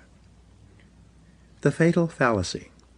If we think for any reason that others are better than us, we unconsciously assume that we must be worse than they are. If they are worth more than we are, we assume that we must be worth less.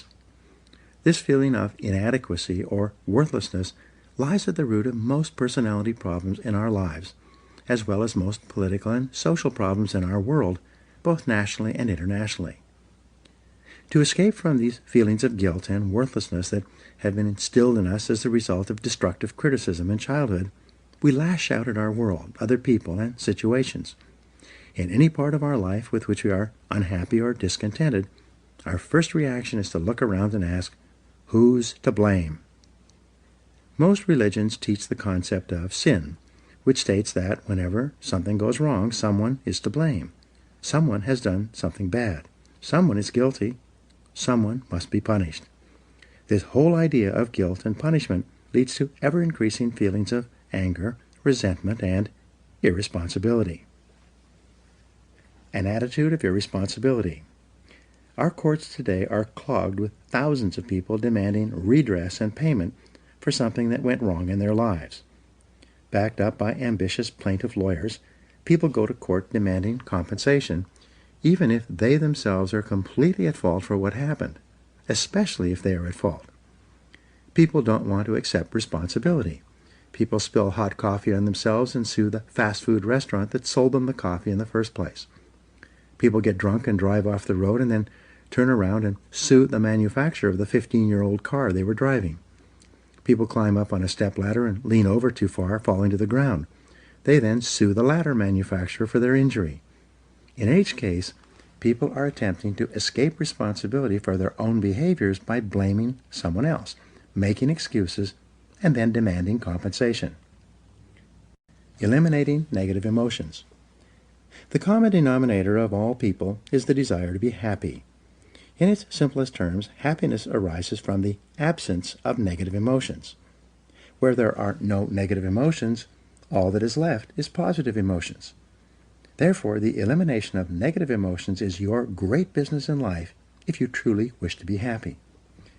There are dozens of negative emotions. Although the most common are guilt, resentment, envy, jealousy, fear, and hostility, they all ultimately boil down to a feeling of anger, directed either inward or outward. Anger is directed inwardly when you bottle it up rather than expressing it constructively to others. Anger is directed outwardly when you criticize or attack other people. Psychosomatic illness. Negative emotions are the major causes of psychosomatic illness. This occurs when the mind, psycho, makes the body, soma, sick.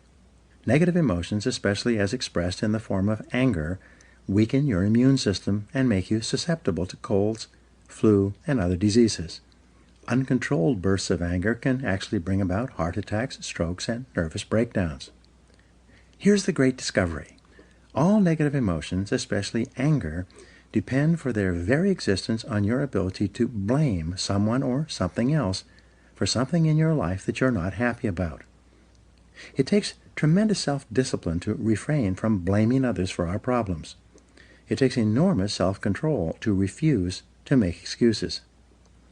It takes tremendous self-discipline for you to accept complete responsibility for everything you are, everything you become, and everything that happens to you.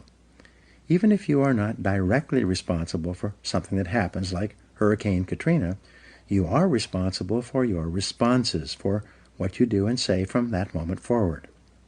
It takes tremendous self-mastery for you to take complete control of your conscious mind and deliberately choose to think positive, constructive thoughts that enhance your life and improve the quality of your relationships and results. But the payoff of this form of positive thinking is tremendous. Blaming is easy.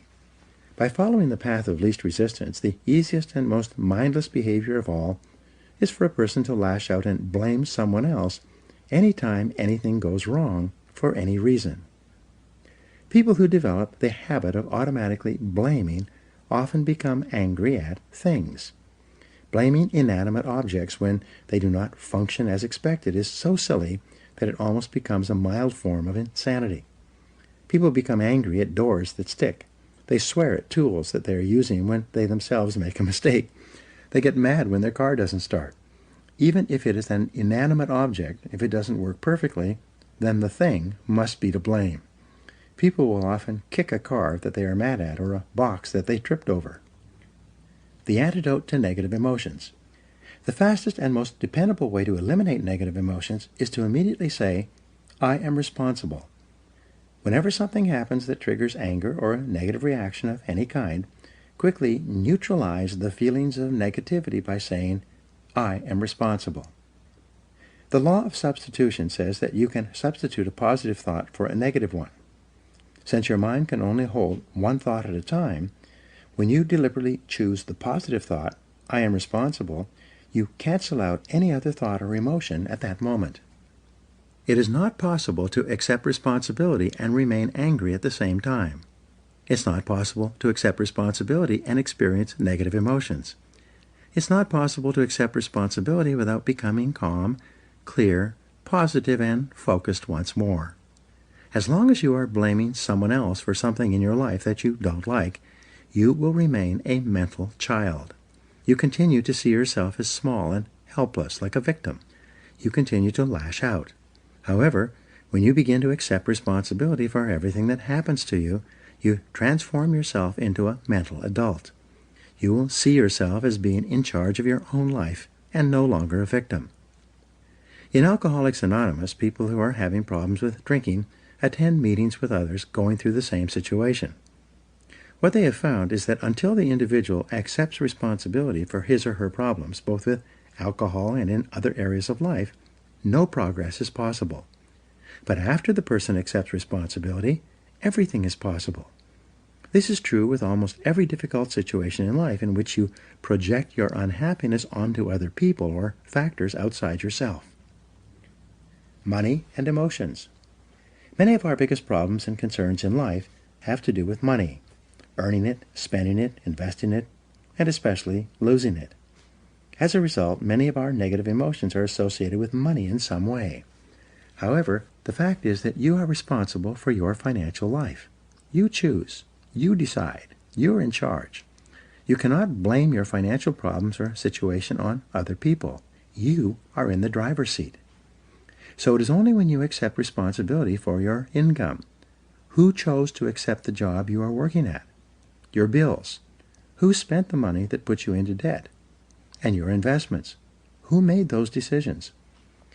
Can you move from becoming an economic child to an economic adult? Responsibility and control. There's a direct relationship between the acceptance of responsibility and the amount of personal control you feel you have over your life. This means that the more you accept responsibility, the greater sense of control you experience. There's also a direct relationship between the amount of control you feel you have and how positive you feel. The more you feel that you have a high sense of control in the important areas of your life, the more positive and happy you are in everything you do. When you accept responsibility, you feel strong, powerful, and purposeful. Accepting responsibility eliminates the negative emotions that rob you of happiness and contentment. In every situation, the antidote to negative emotions is to say, I am responsible. Then, look into the situation to find the reasons why you are responsible for what happened or for what is going on.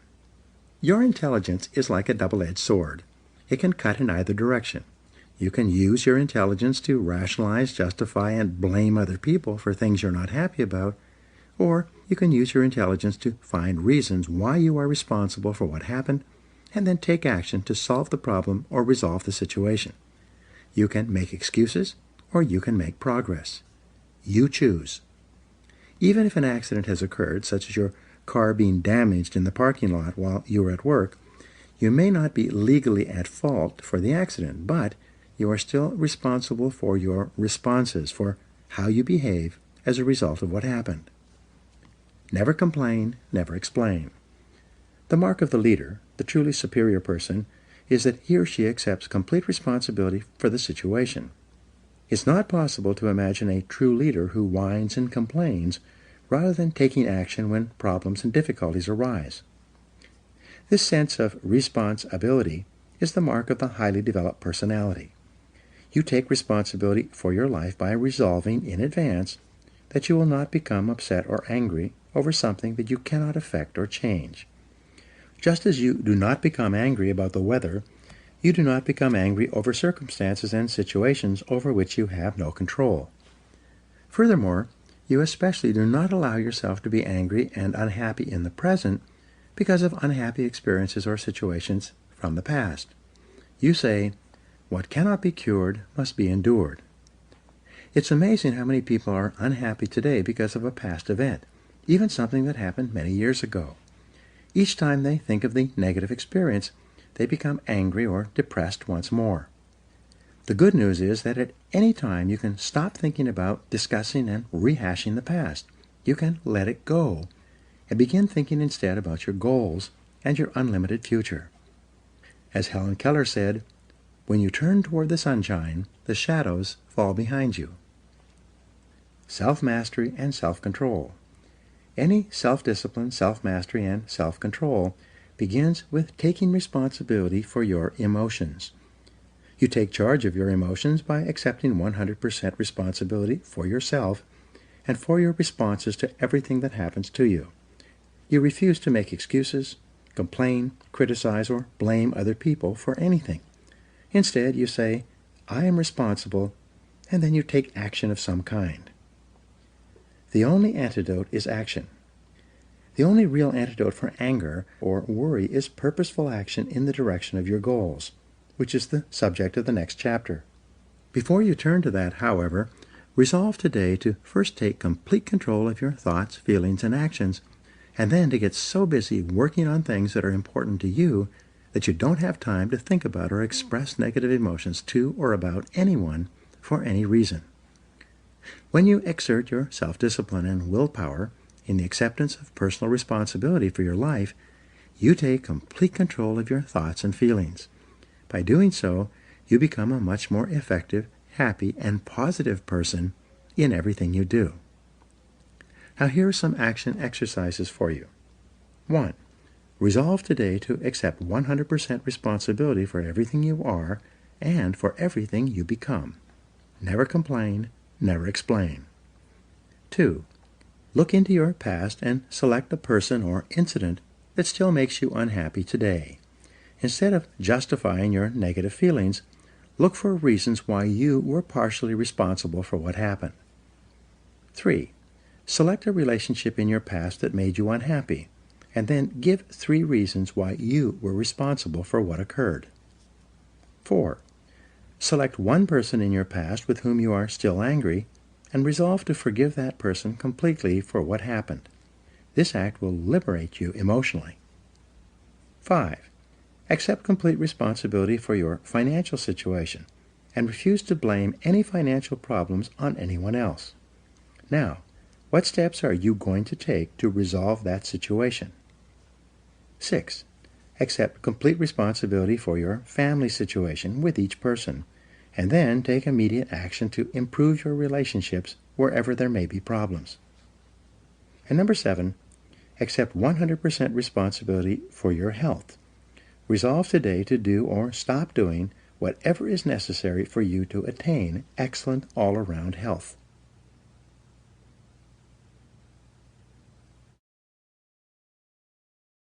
Chapter 4. Self-Discipline and Goals. Jim Rohn said, Discipline is the bridge between goals and accomplishment.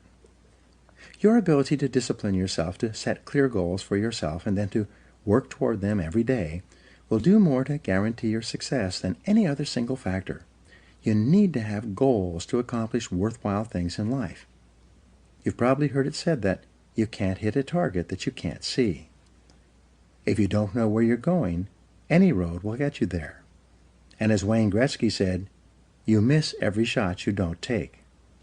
The very act of taking the time to decide what you really want in each area of your life can change your life completely.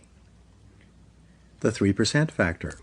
It seems that only 3% of adults have written goals and plans, and this 3% earn more than all of the other 97% put together.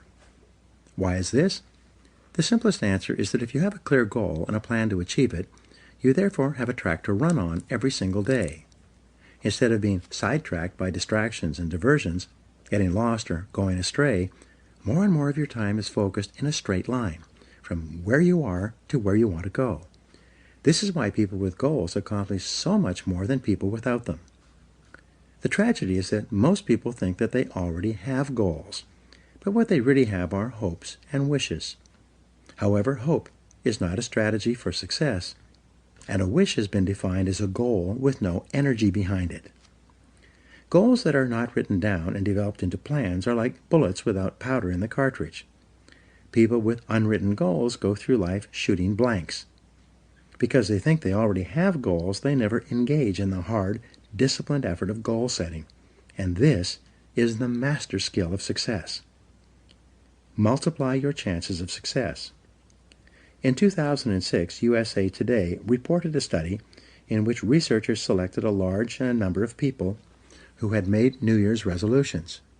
They then divided these people into two categories: those who had set New Year's resolutions and written them down, and those who had set New Year's resolutions but had not written them down. 12 months later, they followed up on the respondents in this study, and what they found was astonishing. Of the people who had set New Year's resolutions but had not written them down, only 4% had actually followed through on their resolutions. But among the group who had written down their New Year's resolutions, an exercise requiring only a couple of minutes, 44% had followed through on them. This is a difference of more than 1,100% in success, and it was achieved by the simple act of crystallizing the resolutions on paper. The discipline of writing. In my experience working with several million people over the past 25 years, the disciplined act of writing out goals, making plans for accomplishing them, and then working on those goals daily increases the likelihood of achieving your goals by 10 times or 1,000%. This doesn't mean that writing out your goals guarantees success, but rather only that it increases the probability of success by 10 times. These are very good odds to have working in your favor, especially when there is no cost or risk involved in putting pen to paper. Just a little time. Writing is called a psychoneuromotor activity. The act of writing forces you to think and concentrate. It forces you to choose what is more important to you and your future. As a result, when you write down a goal, you impress it into your subconscious mind, which then goes to work 24 hours a day to bring your goal to reality. Sometimes I tell my seminar audiences, only 3% of adults have written goals, and everyone else works for those people. In life, you either work to achieve your own goals or you work to achieve the goals of someone else. Which is it going to be? Success versus failure mechanisms. Your brain has both a success mechanism and a failure mechanism. The failure mechanism is the temptation to follow the undisciplined path of least resistance, to do what is fun and easy rather than what is hard and necessary. Your failure mechanism operates automatically throughout your life, which is the major reason why most people fail to fulfill their individual potentials. While your failure mechanism functions automatically, your success mechanism is triggered by a goal. When you decide on a goal, you override your failure mechanism and can help you change the direction of your life.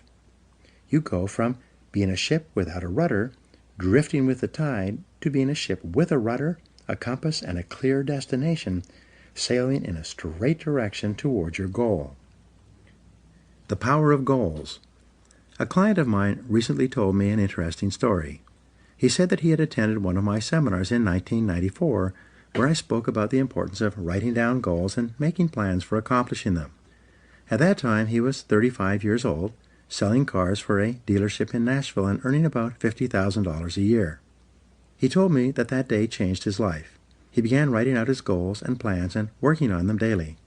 12 years later, he was earning more than $1 million a year and was the president of a fast-growing company that sells services to some of the biggest companies in the country.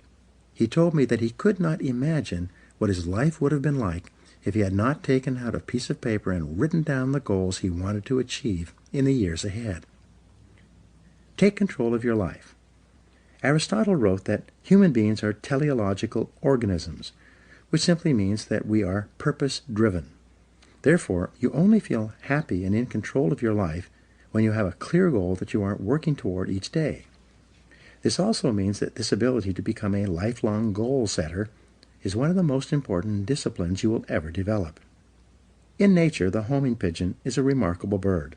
It has an uncanny instinct that enables it to fly back to its home roost, no matter how far away it starts or in what direction it must go. You can take a homing pigeon out of its roost, put it in a cage, put the cage in a box, cover the box with a blanket, and put the covered box in the back of a pickup truck. You could then drive 1,000 miles in any direction, open up the truck, take out the box, take off the blanket, open the cage, and throw the homing pigeon up into the air.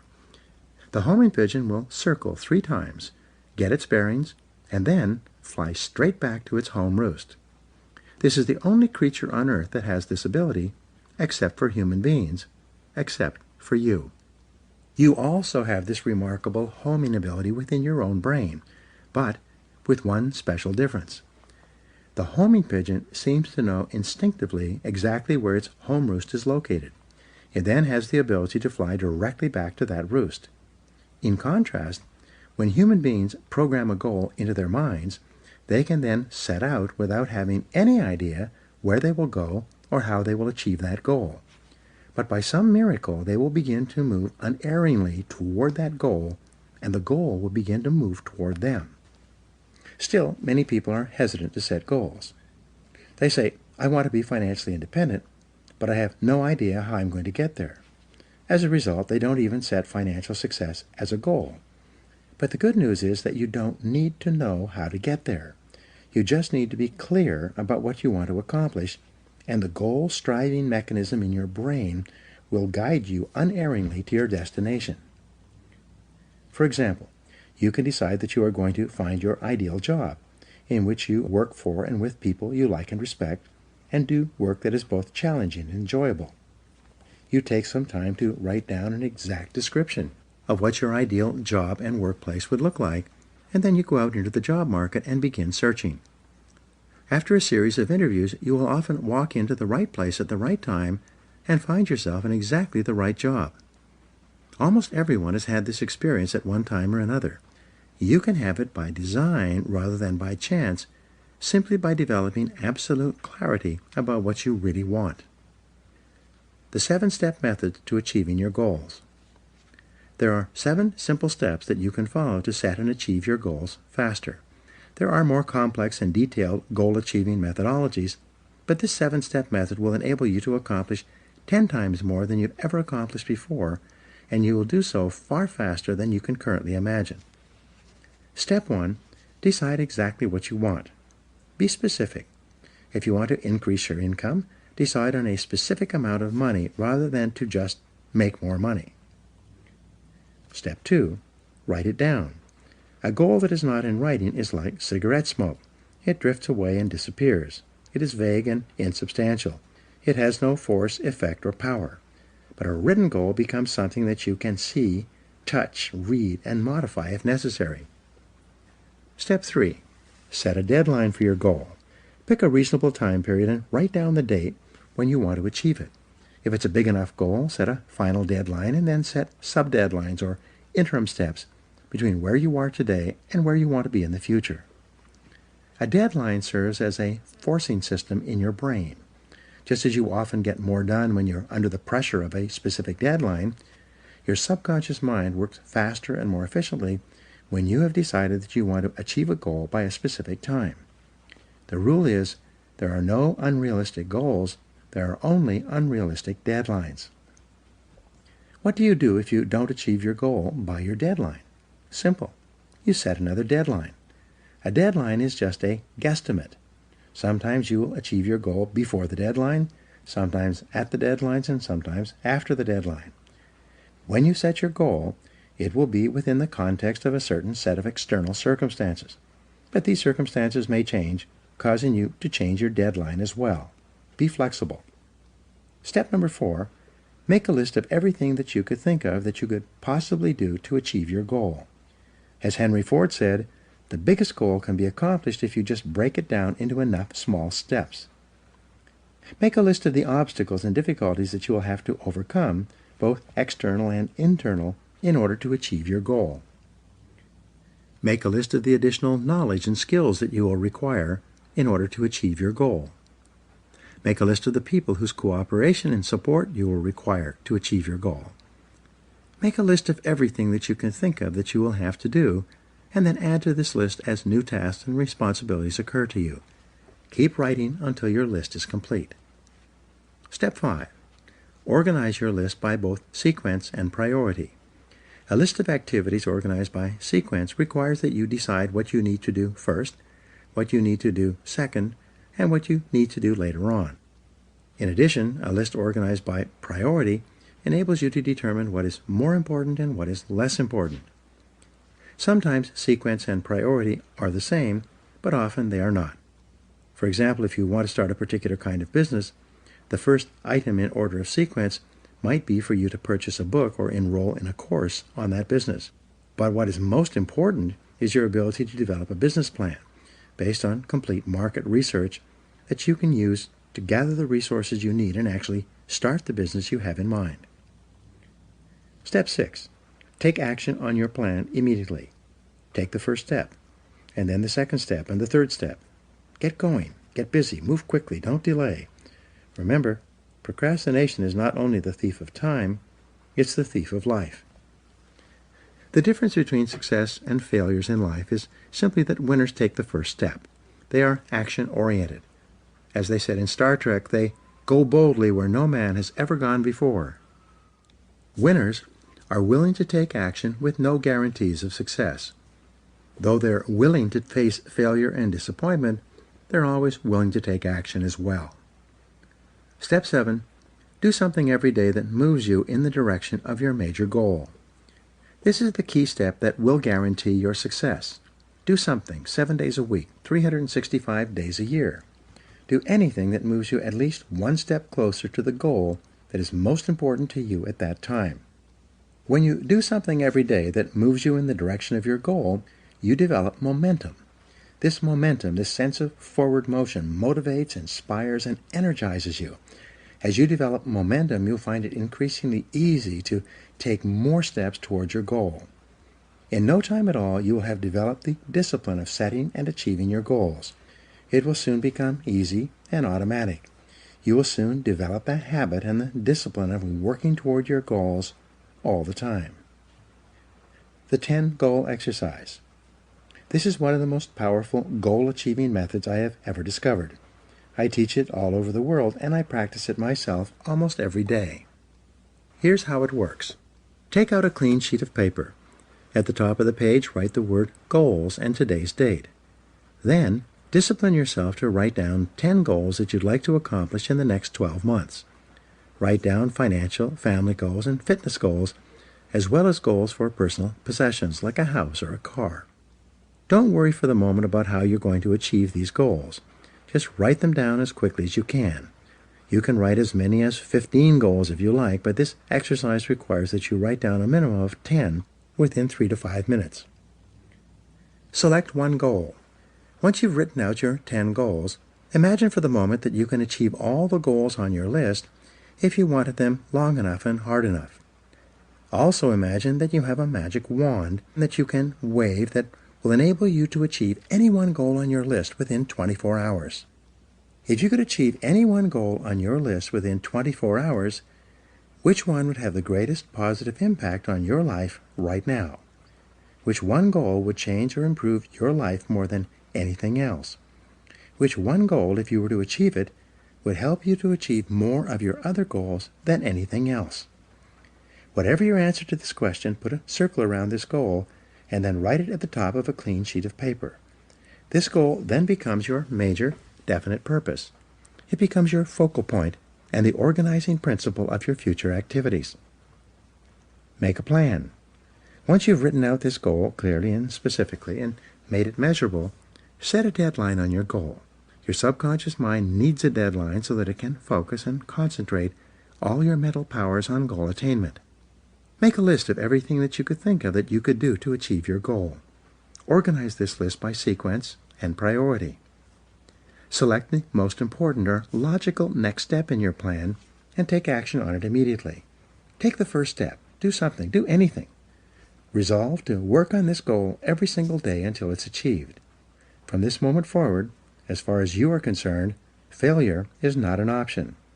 Once you've decided that this one goal can have the greatest positive impact on your life, and you've set it as your major definite purpose, resolve that you will work toward this goal as hard as you can, as long as you can, and that you will never give up until it's achieved.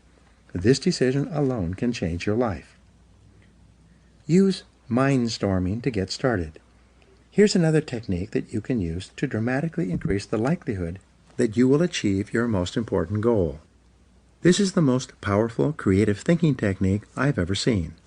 More people have become wealthy using this method than any other way. Take another clean sheet of paper. Write out your major definite purpose, your number one goal, at the top of the page in the form of a question. Then, discipline yourself to write a minimum of 20 answers to the question. For example, if your goal is to earn a certain amount of money by a certain date, you would write the question, how can I earn this amount of money by this specific date? You then discipline yourself to generate 20 answers to your question. This exercise of mindstorming will activate your mind, unleash your creativity, and give you ideas that you may have never thought of before. The first 3 to 5 answers will be easy. The next 5 will be difficult, and the last 10 answers will be harder than you can imagine, at least the first time you do this exercise. Nonetheless, you must exert your discipline and willpower to persist until you have written down at least 20 answers. Once you've generated 20 answers, look over your list and select one of those answers to take action on immediately. It seems that when you take action on a single idea on your list, it triggers more ideas and motivates you to take action on even more of these answers. The great law of cause and effect. The most important application of the law of cause and effect is that thoughts are causes and conditions are effects. Your thoughts create the conditions of your life. When you change your thinking, you change your life. Your outer world becomes a mirror image reflection of your inner world. Perhaps the greatest discovery in the history of thought is that you become what you think about most of the time. Moreover, the teacher John Boyle said, whatever you can think about on a continuing basis, you can have. Napoleon Hill, author of the success classic Think and Grow Rich, which was first published in 1939 and is still selling today, said, whatever the mind of man can conceive and believe, it can achieve. When you think about your goal continually and work on it every day, more and more of your mental resources will be concentrated on moving you toward that goal and moving your goal toward you. The discipline of daily goal setting will make you a powerful, purposeful, and irresistible person. You'll develop self-esteem, self-confidence, and self-respect. As you feel yourself moving toward your goals faster and faster, you will ultimately become unstoppable. In the next chapter, I'll explain how the use of self-discipline to develop personal excellence is the most powerful step you can take to achieve all your material and emotional goals. Now here are some action exercises for you. 1. Resolve today to switch on your success mechanism and unlock your goal-achieving mechanism by deciding exactly what you really want in life. 2. Make a list of 10 goals that you want to achieve in the foreseeable future. Write them down in the present tense as if you had already achieved them. 3. Select the one goal that could have the greatest positive impact on your life if you were to achieve it, and write it down at the top of another piece of paper. 4. Make a list of everything that you could do to achieve this goal, organize it by sequence and priority, and then take action on it immediately. Number 5. Practice mindstorming by writing out 20 ideas that could help you to achieve your most important goal, and then take action on at least one of these ideas. 6. Resolve to do something every day, 7 days a week, to achieve your most important goal until you are successful. And number 7, continually remind yourself that failure is not an option. No matter what, resolve to persist until you succeed.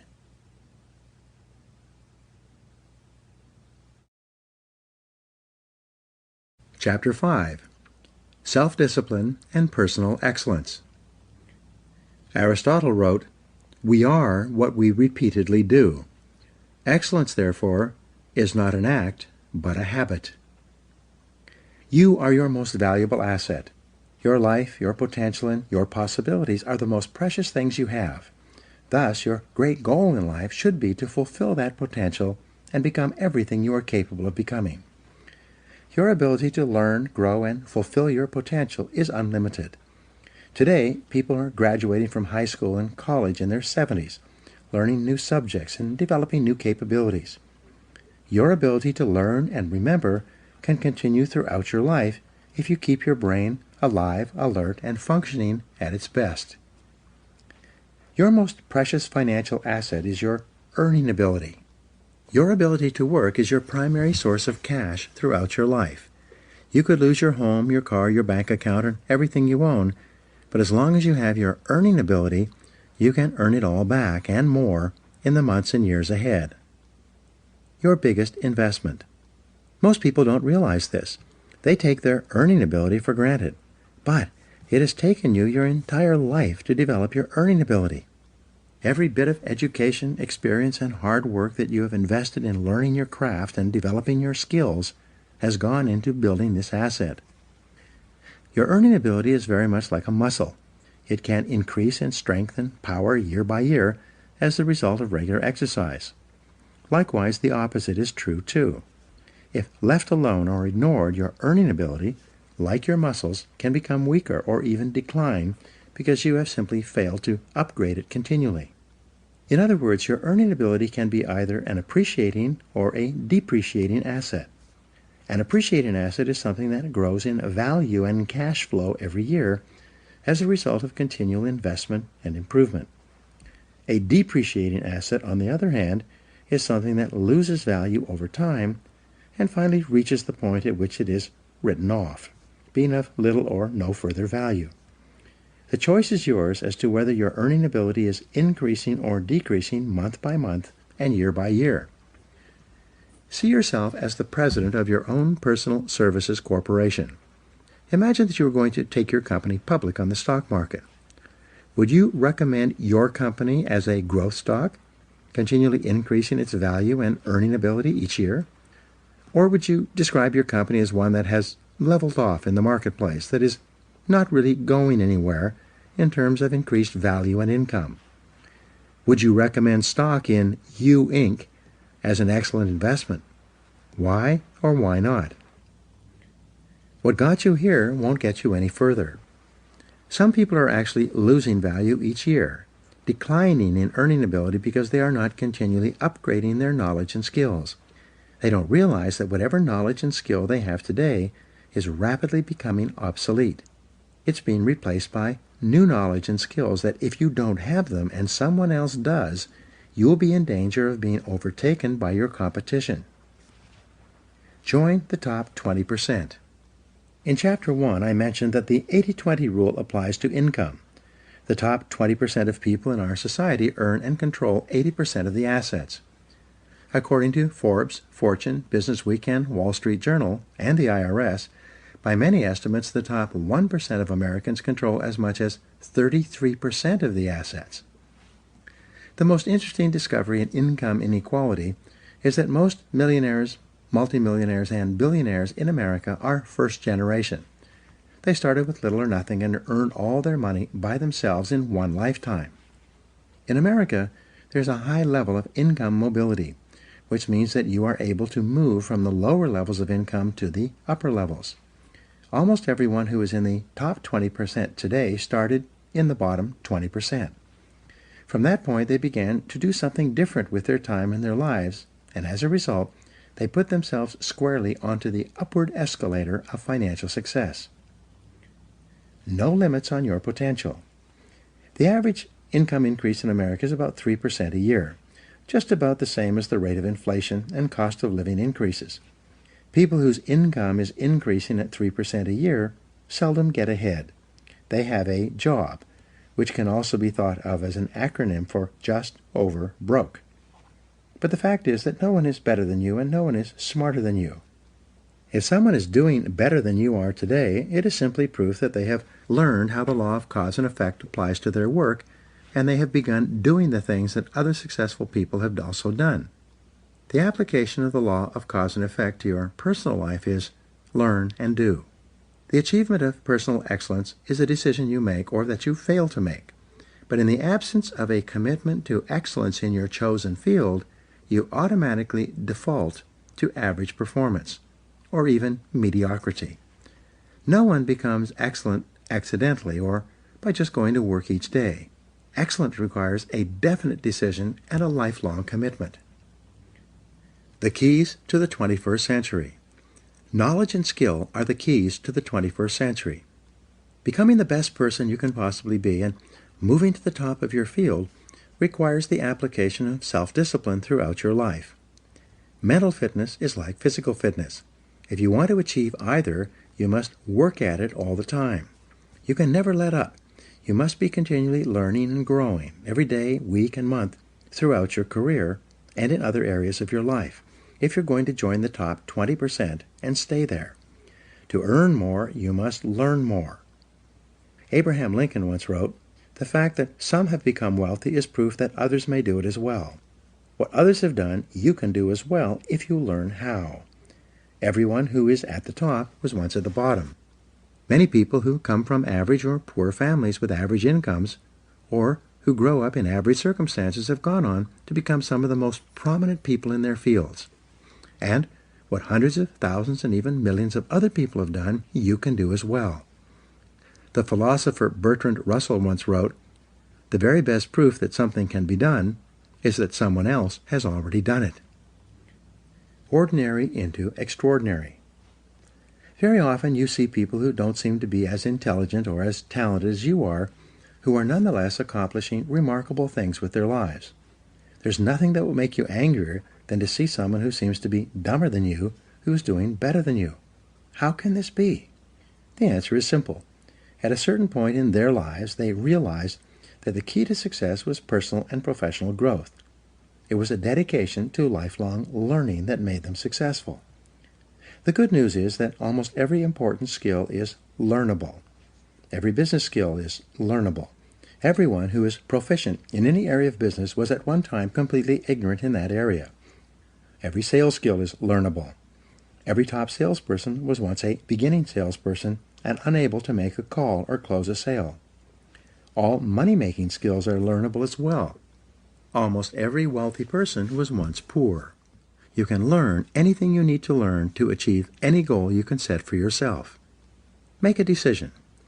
The starting point of your moving upward and onward toward becoming one of the most competent, most respected, and highest paid people in your field is simple.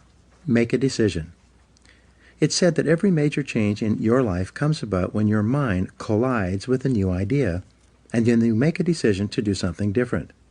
You make a decision to complete your education, upgrade your skills, or get into a good college. You make a decision to start a new business. You make a decision to take a particular job or start a particular career. You make a decision to invest your money in a particular way. And especially, you make a decision to be the best in your field. Many people say that they would like to be happy, healthy, thin, and rich. But, as discussed in Chapter 4, wishing and hoping is not enough. You have to make a firm, unequivocal decision that you are going to pay any price and go any distance in order to achieve the goals you have set for yourself. You have to make that decision and then burn your mental bridges behind you. From that moment on, you resolve to continue working on yourself and your craft until you reach the top 20% or beyond. Follow the leaders, not the followers. When you decide to be one of the best people in your field, look around you and identify the people who are already at the top. What characteristics do they have in common? How do they plan and organize their days?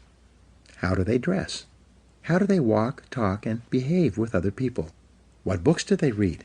How do they spend their spare time? Who do they associate with? What courses have they taken? What audio programs do they listen to in their cars? These are just a few of the questions you should ask in order to find out what successful people are doing that you might also need to do. After all, you can't hit a target that you can't see. Your selection of the right role models can have an enormous impact on your future. Dr. David McClelland of Harvard, and author of The Achieving Society, concluded that your choice of a reference group can determine as much as 95% of your success and achievement in life. Your reference group is made up of the people who you feel are just like me. Your natural tendency is to adopt the attitudes, styles of dress, opinions, and lifestyles of the people with whom you identify and associate most of the time. Fly with the eagles. Some years ago, one of my seminar participants told me his story. Bob Barton said he had started off in his 20s in a large company with about 32 salespeople in his branch. It was his first real job, and he was starting at the bottom. Because he was new, he hung around with the other junior salespeople. As they say, birds of a feather flock together. After a month or two, Bob noticed that the top salespeople in the office also associated with each other. They did not spend time with the junior salespeople. They also spent their time differently. When Bob got into work in the morning, the top salespeople were already there, planning their days and working on the telephone and making appointments.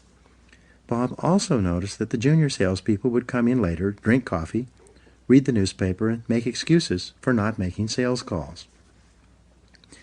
Bob decided that he was going to pattern himself after the top salespeople in the office. He looked at the way they dressed and groomed, and he resolved to dress and groom the way they did. Each morning he would stand in front of his mirror and ask himself, "Do I look like one of the top salespeople in my office?" If the answer was no, he would go back and change his clothes until he felt that he looked as good as the best people. He began to come into the office and organize his day before 8:30 a.m. so that he was ready to make calls as soon as his customers were available to see him. One day, Bob asked one of the top salespeople if he could recommend a book or audio program that would help him. It turns out that top people are always willing to help other people improve.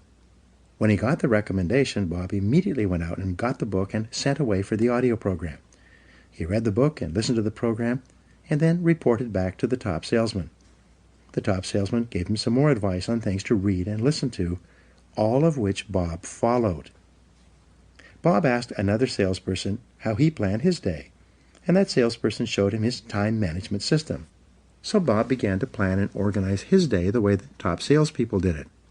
By using these top salespeople as his role models and emulating them whenever possible, Bob started to make more appointments, see more prospects, and make more sales. Within 6 months, he was one of the top salespeople in the office as well. By that time, the top salespeople had invited him for coffee and lunch, and he became one of them rather than one of the junior people. The next year, Bob went to the National Sales Conference, where he met a lot of the top people from around the country. He deliberately sought them out and asked for their advice. What books would they suggest? What audio programs would they recommend? What seminars had they attended? What strategies did they find that were the most effective in building their sales business? Bob did something that very few people do. When he received advice, he followed it. He immediately took action on the advice and then reported back to the people who had given it to him. Within 4 years, Bob became one of the top salespeople in the country. His friends and associates were the other top salespeople in his branch and in the other branches. His income had increased several times. He wore beautiful clothes, drove a new car, lived in a lovely home, and had a wonderful wife.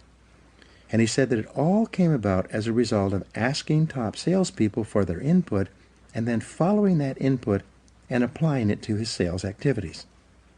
But here's the kicker.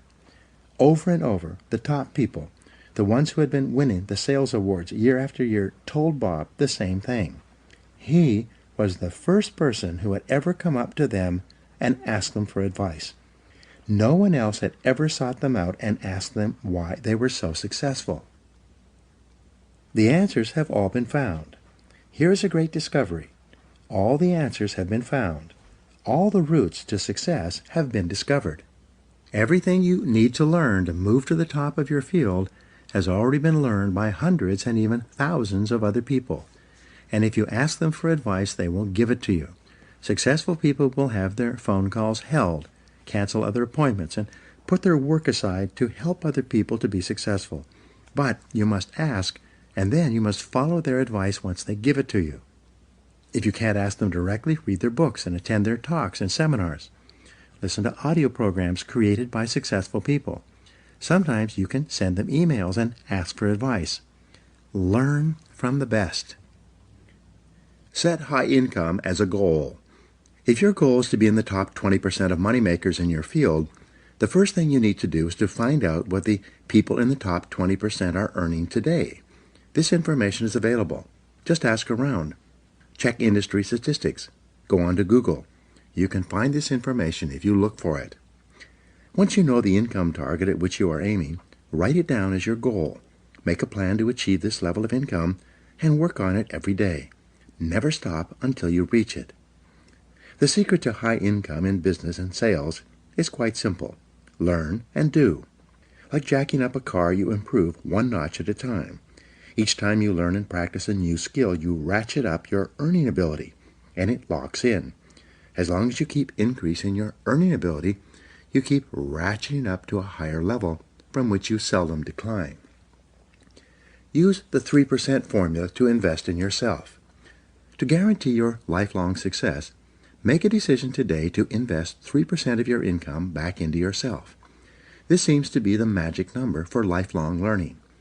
According to the American Society for Training and Development, this is the percentage that the most profitable 20% of companies in every industry invest in the training and development of their staff. Decide today to invest 3% of your income into yourself in order to make yourself an appreciating asset, to continually increase your earning ability.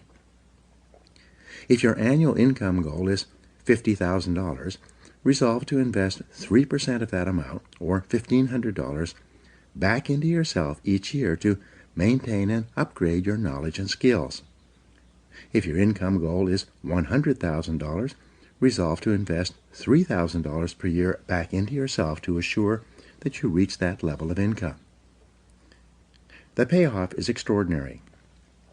I was giving a seminar in Detroit a couple of years ago when a young man about 30 years old came up to me at the break. He told me that he had first come to my seminar and heard my 3% rule about 10 years ago. At that time, he had dropped out of college, was living at home, driving an old car, and earning about $20,000 a year as an office-to-office salesman.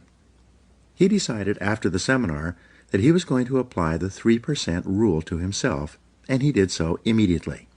He calculated 3% of his income of $20,000 would be $600.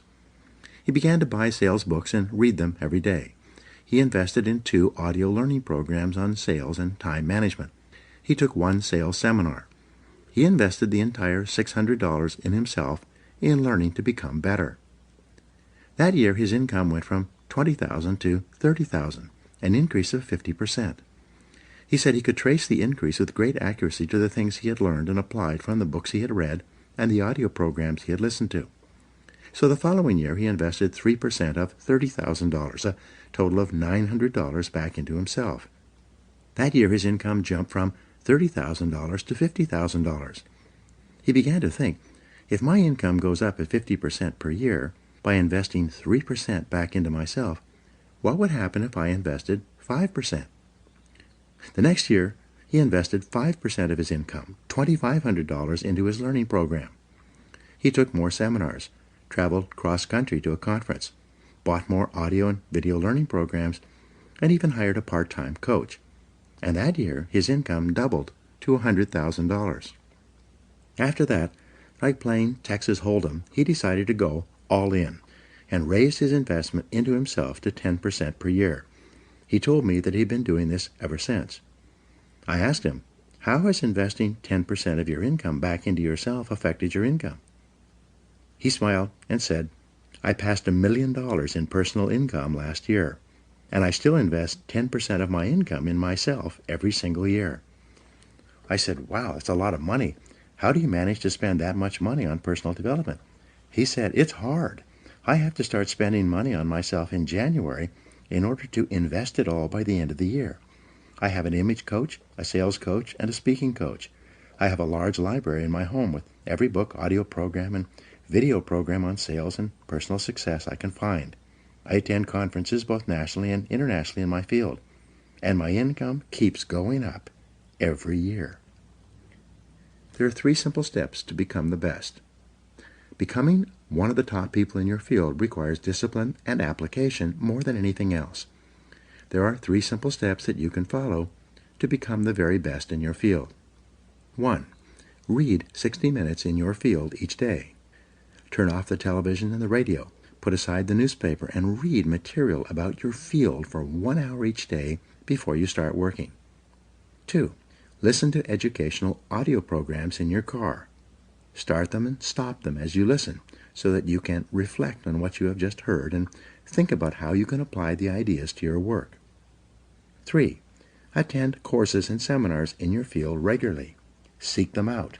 Take online courses in the convenience of your own home, courses that enable you to upgrade your skills and give you important ideas that you can use to be even more successful. The power of compound learning, like compound interest, is quite amazing. The more you learn, the more you can learn. The more you learn, the better your brain functions, and the smarter you get. Your memory and retention rate improves.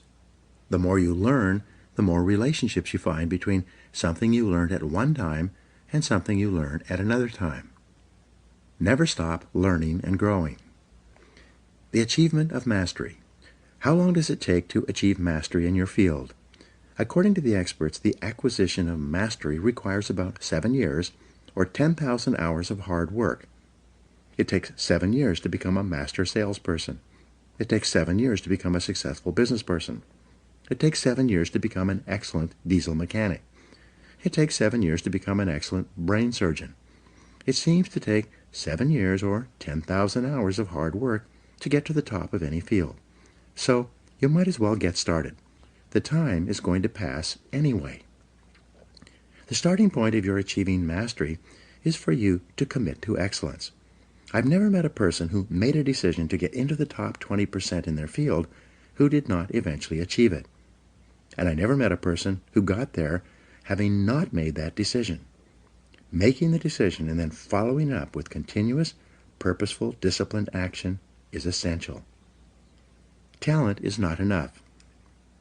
As I mentioned earlier, according to Jeffrey Colvin in his best-selling book, Talent is Overrated, most people learn how to do their job in the first year, and then they never get any better. They just coast in their jobs. But the only direction you can coast is downhill. Many people will work away at a job for many years and never rise above the average. They will do their job from 8 to 5, but they never lift a finger to upgrade their skills. They will not invest any time learning their craft unless their company pays for the extra training and gives them the time off to take it. The average person does only an average job, and as a result he earns an average income and worries about money all his life. He never realizes that often there is only a thin veil that separates the average person from the excellent person. The fact is that if you're not getting better, you're getting worse. No one stays in the same place for long. 2 hours each day will get you to the top. It's been calculated that all you need to invest is about 2 extra hours per day to move from the average to the superior. Only 2 extra hours each day will move you from worrying about money all your life to being one of the highest paid people in your field. People immediately ask, where am I going to get an extra 2 hours each day? It's simple. Take a piece of paper and do the following simple calculation. Calculate the number of hours in a week. 7 days times 24 hours equals 168 hours. If you deduct 40 hours for work and 56 hours for sleep, you have 72 hours left over. If you deduct 3 hours per day, 21 hours, for getting ready for and traveling to and from work, that leaves you 51 hours of spare time to do with as you please. If you invest 2 hours per day back into yourself, 14 hours per week, you still have 37 hours left over. That's an average of more than 5 hours per day of free time. All you need to do is devote 2 hours each day to move you from average performance to superior performance at whatever you choose to do. Form the habit of continuous learning. The best news is that when you begin reading in personal or professional development literature, listening to audio programs in your car, taking additional courses, and upgrading your skills in the evenings and on the weekends rather than watching television, you soon get into the habit of continuous learning. In no time at all, it will become automatic and easy for you to learn, grow, and upgrade your skills every day and every week. The average adult watches about 5 hours of television each day.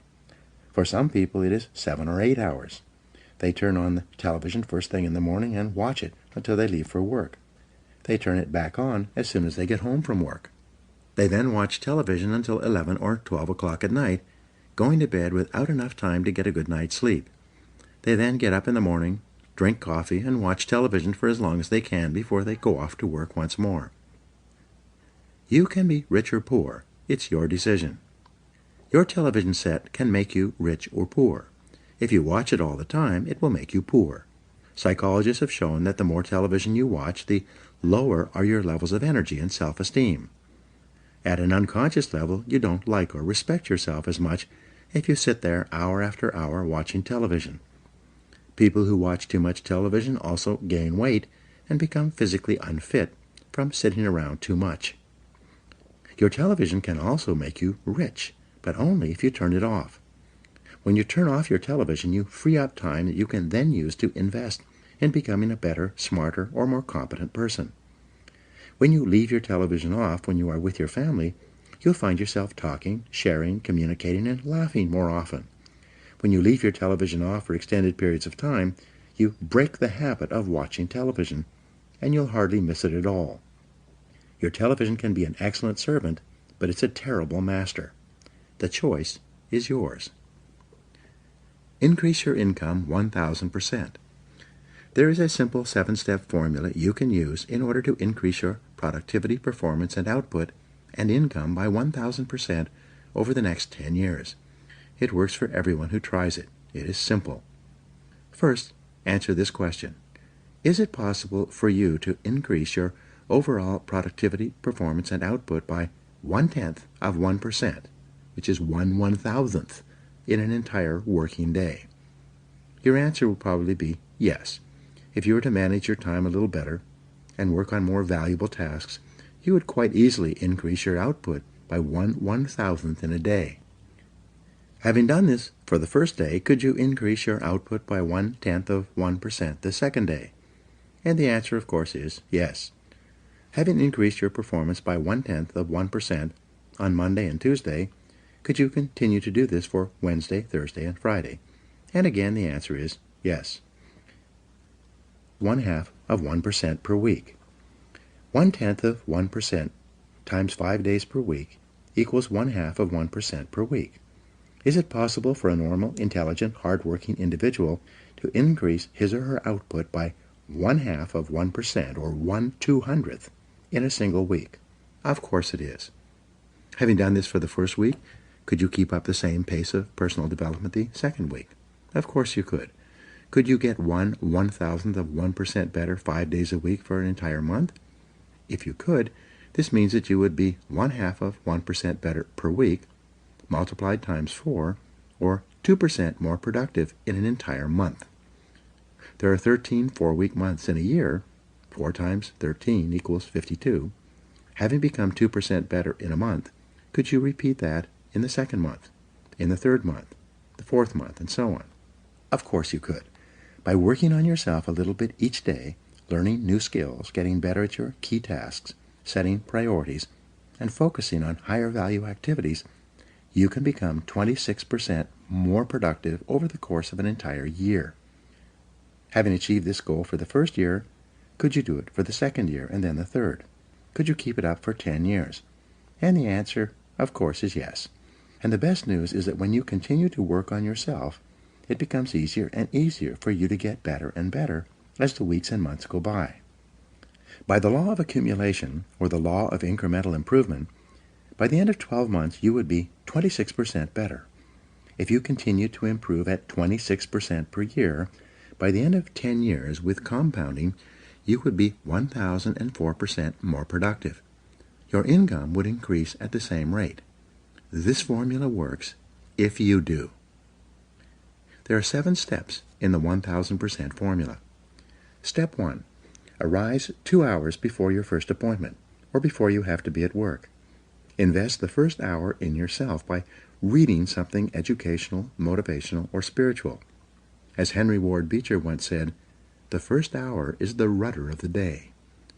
When you get up and invest the first hour in yourself, you set yourself up mentally to have an excellent day. You will be more positive, alert, creative, and productive all day long when you start your day by investing the first hour in yourself. If you read in your field 1 hour per day, that will translate into about 1 book per week. 1 book per week will translate into about 50 books per year. Since the average adult reads less than 1 nonfiction book per year, if you were to read 50 books in your field each year, do you think that would give you an edge in your profession? Do you think that it would move you ahead of virtually everyone else in your business? Of course it would. If you read 50 books per year for 10 years, this would be 500 books that would help you to improve your productivity, performance, and income. At the very least, you would need a bigger house just to hold your books, and you'd be able to afford it. Reading 1 hour per day in your field will make you a national authority in 3 to 5 years. This alone can give you your 1,000% increase over the course of your career. Step 2. Rewrite your goals every day. Get a spiral notebook and rewrite your major goals in the present tense every morning before you start out, without looking back at what you wrote the previous day. This writing and rewriting is the process of programming instructions into the guidance mechanism of your mind. When you rewrite your 10 goals each morning, you will continually see and think of opportunities to achieve those goals all day long. You will become more focused, channeled, and directed. You'll be more purposeful and determined, and you will achieve your goals much faster than if they were merely wishes floating around in the back of your mind. Writing and rewriting your goals each day can give you your 1,000% increase in income over 10 years. Step 3. Plan every day in advance. Make a list and set priorities on your work before you start off. Your ability to set priorities and to choose the most important thing that you could be doing at every moment is the key to organizing your life and doubling your productivity. We'll talk in detail about time management techniques in Chapter 12. Working on your top priorities can increase your income by 1,000% over 10 years, and it is probably impossible to achieve without it. Step 4. Discipline yourself to concentrate single-mindedly on one thing. Choose the most important thing that you can do each day. Then, start on it first thing and work on it until it's 100% complete.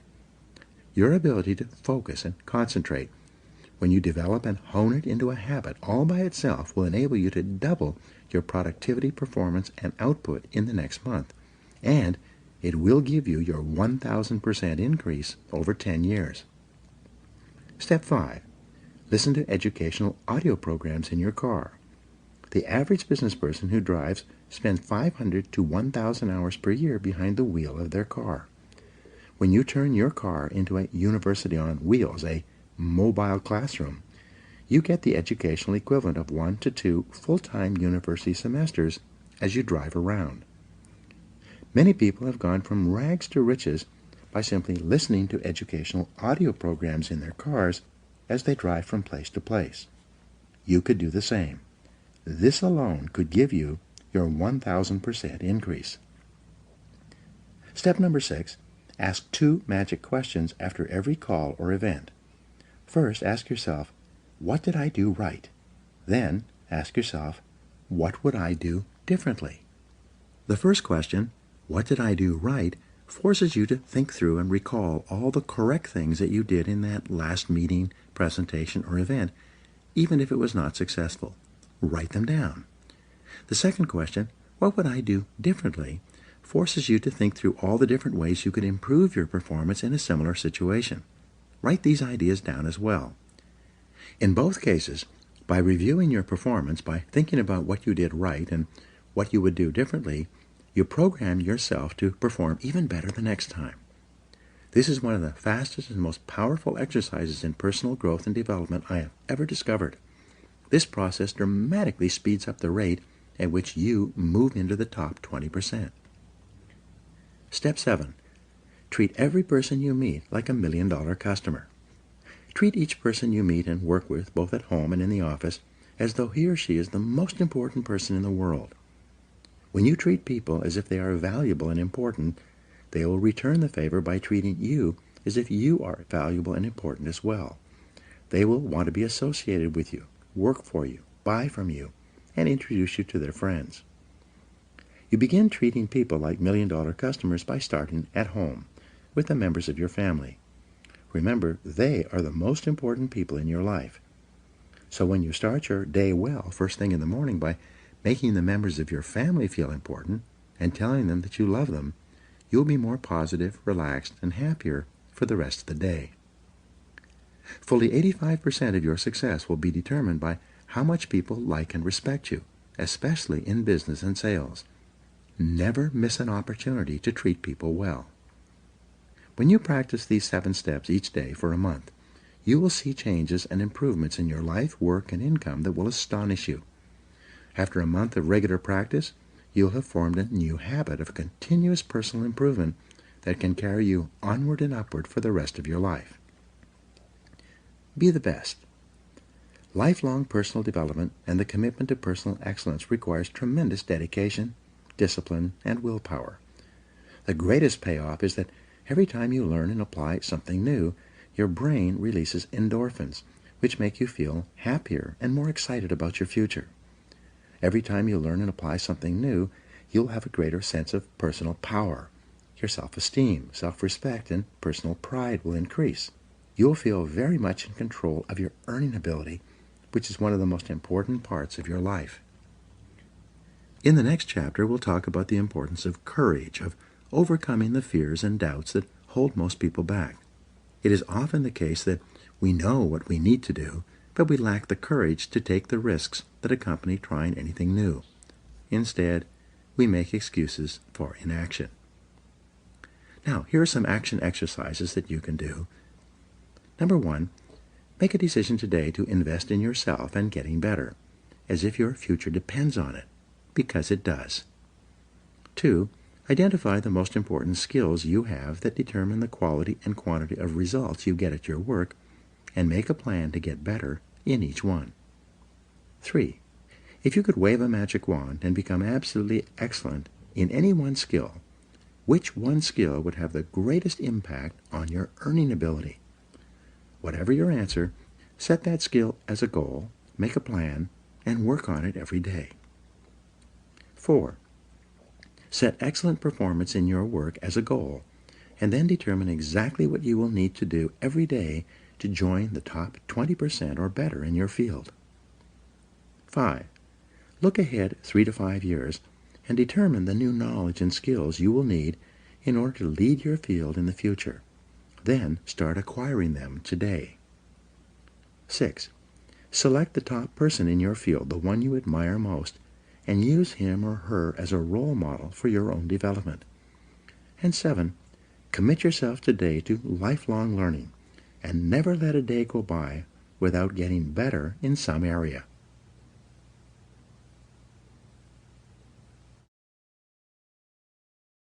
Chapter 6. Self-Discipline and Courage. Mark Twain said, "Courage is not absence of fear, it is control of fear, mastery of fear." You need large amounts of self-discipline to deal courageously with all the fear-inducing events of your life. This is probably why Churchill said, "Courage is rightly considered the foremost of the virtues, for upon it all others depend." The fact is that everyone is afraid, and usually of many things. This is normal and natural. Often, fear is necessary to preserve life, prevent injury, and guard against financial mistakes. So, if everyone is afraid, what is the difference between the brave person and the coward? The only difference is that the brave person disciplines himself to confront, deal with, and act in spite of the fear. In contrast, the coward allows himself to be dominated and controlled by the fear.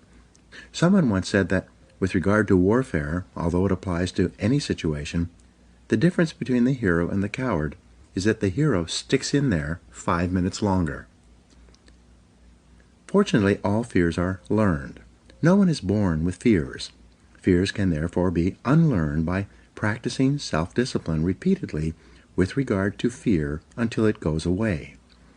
The most common fears that we experience, which often sabotage all hopes for success, are the fears of failure, poverty, and loss of money. These fears cause people to avoid risk of any kind and to reject opportunity when it's presented to them. They're so afraid of failure that they're almost paralyzed when it comes to taking any chances at all. There are many other fears that interfere with our happiness. People fear the loss of love or the loss of their jobs and their financial security. People fear embarrassment or ridicule. People fear rejection and criticism of any kind. People fear the loss of respect or esteem of others. These and many other fears hold us back throughout life. Fear paralyzes action. The most common reaction in a fear situation is the attitude of, "I can't." This is the fear of failure and loss that stops us from taking action. It is experienced physically starting in the solar plexus. When a person is really afraid, their mouth and throat goes dry, their heart starts pounding. Sometimes they breathe shallowly and their stomach churns. Often they feel like getting up and running to the bathroom. These are all physical manifestations of the inhibitive negative habit pattern, which we all experience from time to time. Whenever a person is in the grip of fear, he feels like a deer caught in the headlights of a car. This fear paralyzes action. It often shuts down the brain and causes the individual to revert to the fight or flight reaction. Fear is a terrible emotion that undermines our happiness and can hold us back throughout our lives. Do the opposite. Aristotle described courage as the golden mean between the extremes of cowardice and impetuousness. He taught that to develop a quality that you lack, act as if you already had that quality in every situation where it is called for. In modern terms, however, we say, fake it until you make it. You can actually change your behavior by affirming, visualizing, and acting as if you already have the quality you desire. By affirming, by repeating the words, "I can do it," emphatically, whenever you feel afraid for any reason, you can cancel the feeling of, "I can't." Every time you repeat the words, "I can do it," with conviction, you override your fear and increase your confidence. By repeating this affirmation over and over again, you can eventually build your courage and confidence to the point where you are unafraid. Visualize yourself as unafraid. By visualizing yourself performing with confidence and competence in an area where you are fearful, your visual image will eventually be accepted by your subconscious mind as instructions for your performance. Your self-image, the way you see yourself and think about yourself, is eventually altered by feeding your mind these positive mental pictures of yourself performing at your best. By using the act-as-if method, you walk, talk, and carry yourself exactly as you would if you were completely unafraid in a particular situation. You stand up straight, smile, move quickly and confidently, and in every respect, act as if you already had the courage that you desire. The law of reversibility says that if you feel a certain way, you will act in a manner consistent with that feeling. But if you act in a manner consistent with that feeling, even if you don't feel it, the law of reversibility will create the feeling that is consistent with your actions. This is one of the greatest breakthroughs in success psychology. You develop the courage you desire by disciplining yourself repeatedly to do the thing you fear until that fear eventually disappears. And it will. Blow away the fear. When I work with sales organizations, they often ask me how to help a salesperson break out of a sales slump, especially in a tough economy. I give them a simple formula that is guaranteed to work every single time. It is called the 100 call method. In practicing this method, I instruct the salesperson to go out and call on 100 prospects as fast as he can without caring at all whether or not he makes a sale. When the salesperson doesn't care if he makes a sale, his fear of rejection largely disappears. He stops caring if the prospect he is speaking to is interested or not interested. He has a single focus. It is to make 100 calls as fast as he possibly can. One sales organization I work with has a daily prize for the first salesperson who gets rejected 10 times each morning. At 8:30 a.m., all the salespeople sit down at their desks and start making calls to try to win the prize. By the time the contest is over, usually by 10 a.m., everyone's fears of rejection have been blown out of their systems. They're ready to call on prospects all day long, not caring at all about the reactions they get. Learn to speak on your feet. In 1923, Toastmasters International was formed. Its express purpose was to take people who were terrified of public speaking and help them to become confident and competent when speaking on their feet in front of an audience. According to the Book of Lists, 54% of adults rate the fear of public speaking ahead of the fear of death. But Toastmasters International had a solution. They created a system based on what psychologists call systematic desensitization. Once a week at a luncheon or dinner meeting, small groups of Toastmasters come together. Each person is required to stand up and give a short talk on a specific subject in front of a group of their peers. At the end of each talk, the speaker receives applause, positive input, and comments from the other members. At the end of the evening, each person is given a grade on their talk, even if it was only for 30 or 60 seconds. After 6 months of attending Toastmasters meetings, the individual will have stood on his feet and spoken 26 times, receiving positive applause and feedback each time. Because of this continuous positive reinforcement, his confidence increases dramatically. As a result of this process, countless Toastmasters have gone on to become excellent public speakers and prominent people in their businesses, organizations, and communities. Their fears of public speaking are gone forever. Eliminate 2 fears at once. Psychologists have found that certain fears are bundled together in the subconscious mind, like wires on the same circuit. If you can overcome your fears in one of these areas, you will also eliminate other fears on the same circuit. The fear of rejection, or call reluctance, seems to be bundled together with the fear of public speaking. When you discipline yourself to join Toastmasters or to take a Dale Carnegie course to learn to speak confidently on your feet, your fears of rejection largely disappear as well. Your level of self-confidence in all your interactions with others increases dramatically. Your whole life changes in a positive way. Confront your fears. Your ability to confront, deal with, and act in spite of your fears is the key to happiness and success. One of the best exercises you can practice is to identify a person or situation in your life of which you are afraid and resolve to deal with that fear situation immediately. Do not allow it to make you unhappy for another minute. Resolve to confront the situation or person and put the fear behind you. A woman in one of my seminars told me that her boss was a very negative person. He was constantly criticizing and berating her about her work, even though she was one of the highest-rated employees in the organization.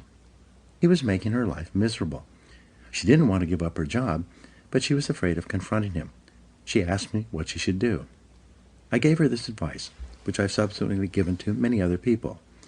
The only reason that one person bullies another is because they feel they can get away with it. The only way to deal with a bully is to confront him. Bullies are actually cowards at heart, and they will flee from a confrontation. I told her to do this. The next time your boss criticizes you for any reason, turn to him and say, quite firmly, "I would appreciate it if you not talk to me like that ever again. It hurts my feelings and stops me from doing my job the way you want." I told her to look him straight in the eye after she had finished making this statement.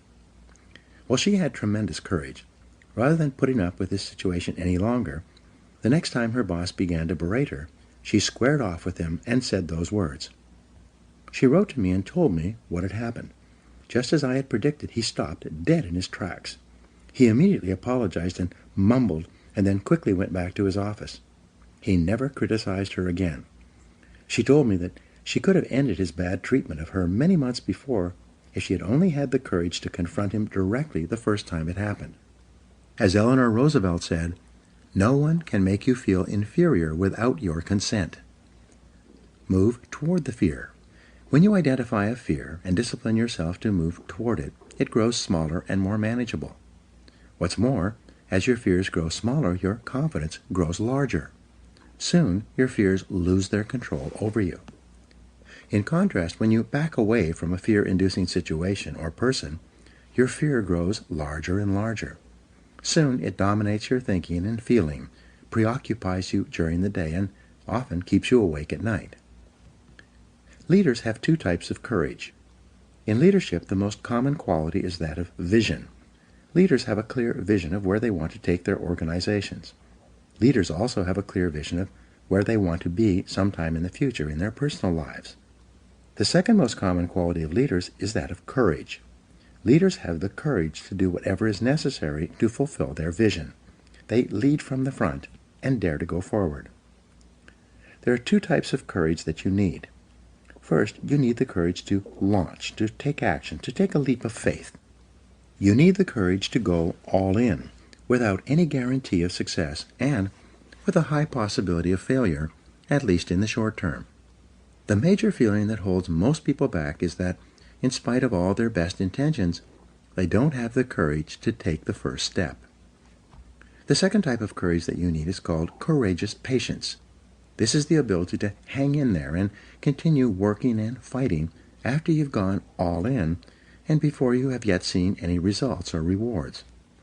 Many people can muster up the courage to take action toward a new goal, but when they see no immediate result, they immediately lose heart and pull back to safety and security. They don't have staying power. Deal with the fear directly. The only way to deal with a fear is to address it head on. Remind yourself that denial is not a river in Egypt. The natural tendency of many people is to deny that they have a problem caused by a fear of some kind. They're afraid of confronting it. In turn, it becomes a major source of stress, unhappiness, and psychosomatic illness. Be willing to deal with the situation or person directly. As Shakespeare said, take arms against a sea of troubles, and in so doing, end them. The companion of fear is worry. Like twin sisters, fear and worry go around together. Mark Twain once wrote, "I have worried about a lot of things in life, and most of them never happened." It's been estimated that 99% of the things that you worry about never happen.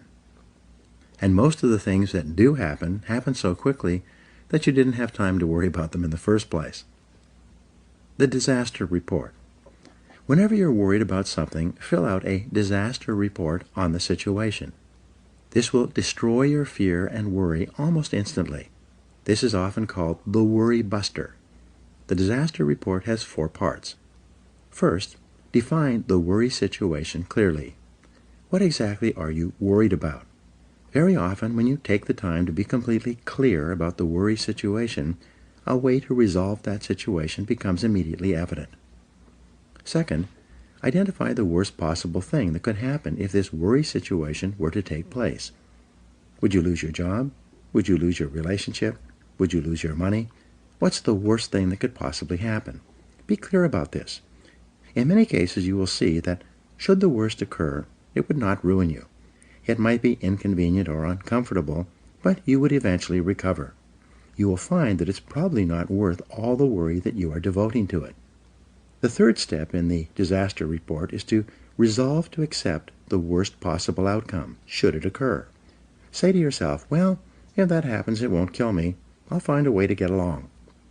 Most of the stress of worry comes from denial, from not being willing to face the worst possible thing that could happen. But once you resolve to accept the worst, should it occur, all the worry and stress seems to disappear.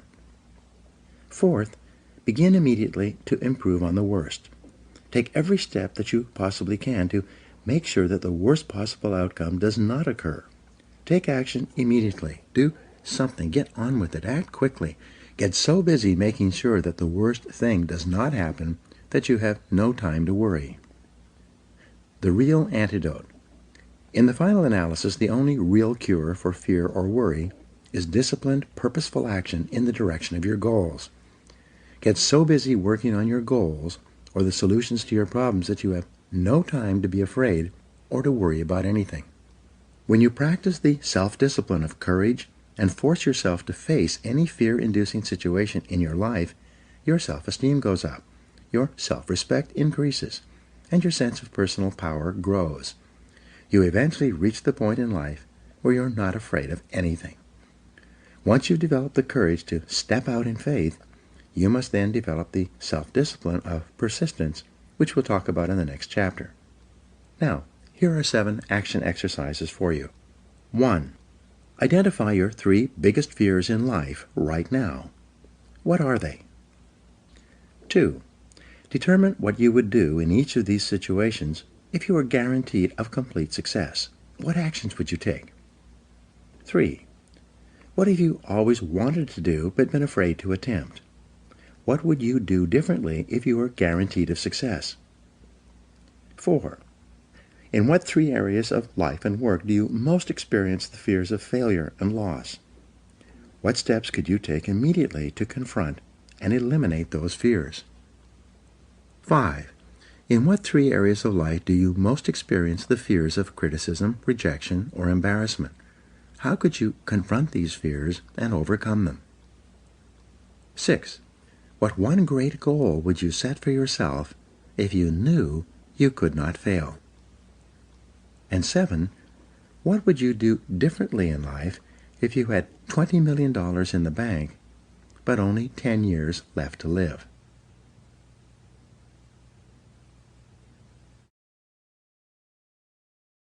Chapter 7. Self-Discipline and Persistence. Benjamin Disraeli wrote, "Beware of endeavoring to become a great man in a hurry. 1 such attempt in 10,000 may succeed. These are fearful odds." Persistence is self-discipline in action. Your ability to persist in the face of all setbacks and temporary failures is essential to success in life. Napoleon Hill said, "Persistence is to the character of man as carbon is to steel." The primary reason for success is persistence, and likewise the primary reason for failure is lack of persistence or quitting too soon. There's a direct link between self-discipline and self-esteem. Each time you discipline yourself to do what you should do, when you should do it, whether you feel like it or not, your self-esteem increases. This is why there is a direct relationship between self-esteem and persistence.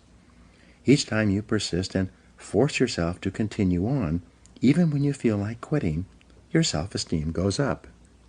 Each act of self-discipline strengthens every other act of self-discipline. Every act of persistence strengthens every other act of persistence. When you discipline yourself to persist over and over, you like and respect yourself more and more. You become stronger and more confident. Eventually, you become unstoppable. The reward of persistence. Persistence is its own reward. Every time you force yourself to persist on a task, whether it is large or small, you feel happier and better about yourself. When you go the extra mile and do more than you are paid for or more than is expected, your self-esteem goes up. You feel more powerful and in greater control of your life. In your career, when you go the extra mile, you put yourself on the side of the angels. The primary difference between winners and losers in life is simple. Winners never quit, and quitters never win. You can increase your ability to persist by talking to yourself positively. Say these words, "I am unstoppable." Before you begin any major undertaking, pre-program yourself by telling yourself, "I never give up." Before you can achieve anything worthwhile in life, you have to pass the persistence test. This is usually a snap quiz, sprung on you unexpectedly with no warning. You suddenly face a major setback, problem, temporary failure, or even a complete disaster. When this happens, remind yourself that this is the testing time. This is when you demonstrate what you are really made of. This is when you show yourself and others the strength of your character and your true determination to succeed. Your ability to respond. Your ability to respond effectively to setbacks, your level of response ability, is the measure of your readiness to succeed. When you experience a major setback or problem, you will feel temporarily stunned. This feeling is very much like a punch in the emotional solar plexus. You'll be stopped for a few seconds or a few minutes. During this period, you'll often feel discouraged or experience self-pity. You will say, "Why me?" However, it is not how far you fall that counts, but rather how high you bounce. Your aim is to bounce back as quickly as possible. Resilience in the face of unexpected reversals is vital to long-term success. Remember the warrior's creed: "I will lay me down to bleed a while, and then rise and fight again." Don't be surprised, shocked, or set back when things go wrong. Your best-laid plans will often fall apart. Instead, expect disappointments and setbacks as a part of life. Take a deep breath, pick up the pieces, and continue onward. Optimism gives you resilience. The most important quality you need for success and persistence is optimism. This is a boundless confidence in yourself and your ability to ultimately succeed. To remain optimistic, you must control and discipline your thinking when things go wrong. Refuse to feel sorry for yourself. Remember, you are not a victim. You are an adult, and you are in charge of your own life. You are doing what you have freely chosen to do. Setbacks come with the territory. They are merely speed bumps on the road to success. Refuse to blame others or make excuses. When you complain or blame other people, it just makes you feel and sound petty and small, and, what's worse, it takes away your personal power. Whenever you criticize or complain, it makes you feel weaker and reduces your ability to deal effectively with the situation. Instead, greet every setback by repeating, "I am responsible." Look for the reasons why you are responsible for what happened rather than trying to pass on the blame to other people. No excuses. Be proactive versus reactive. Resolve to focus on the solution and what can be done now rather than on what happened and who's to blame. Think in terms of the actions you can take to resolve the situation rather than what went wrong and who is to blame. To remain optimistic, look for the good in every situation. When you look for something good, you will always find something good. Furthermore, while you're looking for something good, because your conscious mind can only hold one thought at a time, you'll automatically become positive, optimistic, and back in full control. Seek the valuable lesson in every problem or difficulty. Every setback you face contains one or more lessons that have been sent to you to help you to be more successful in the future. The difference between success and failures is simple. Failures feel sorry for themselves when things go wrong, whereas successful people look for the valuable lesson they can learn that will help them in the future. Look for the gift. Norman Vincent Peale used to say, "When God wants to send you a gift, he wraps it up in a problem." The bigger the gift that God wants to send you, the bigger the problem he wraps it up in. Instead of concentrating on the problem, look for the gift. Wonderfully enough, you will always find it. What's more, sometimes the gift or valuable lesson can be of far greater value than the cost of the problem itself. Sometimes one lesson that you learn in dealing with a problem can be the key to your long-term success. As Napoleon Hill wrote, "Within every problem or obstacle lies the seed of an equal or greater opportunity or benefit. Your job is to find it." Continually think of yourself as a strong, powerful, resolute person in the face of adversity. In World War I, a British general was described by his superiors. "There he stands, like an iron peg, driven into the frozen ground, immovable." Let this be an accurate description of you whenever you face difficulties or problems of any kind. Resolve to stand like an iron peg, driven into the frozen ground. Resolve in advance. When you resolve in advance that you will never give up, your success is virtually guaranteed. In the final analysis, nothing can really stop you but yourself. In life, it doesn't matter how many times you get knocked down. All that matters is how many times you get back up. If you continue to get back up and press onward, you must eventually reach your goal. Each time you exert your self-discipline to persist in the face of adversity, you also increase your self-esteem and self-confidence.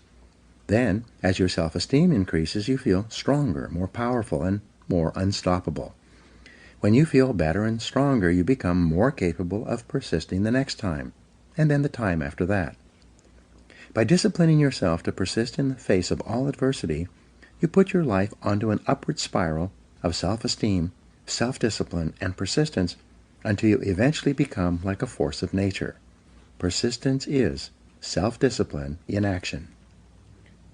In Part 2, you will learn the specific things you can do to apply these principles to the practical areas of life to achieve greater success in your work and career and to fulfill your potential in the months and years ahead. Now, here are some action exercises for you. Number 1, identify one area in your life where you need to persist even harder to achieve your goal, and then take action in that area. 2, identify a goal in your life that you did not accomplish because you failed to persist through to completion. What steps could you take today to succeed in that area? 3, identify one big goal that you achieved because you persisted and refused to give up, no matter how difficult it became. 4, decide on your major definite purpose in life, the one goal that, if you achieved it, would have the greatest positive impact on your life. 5, write down your goal clearly. Make a detailed plan of action to accomplish it, and then tell yourself that failure is not an option. 6, make a decision today that you will persist until you succeed, no matter what happens, because I am unstoppable.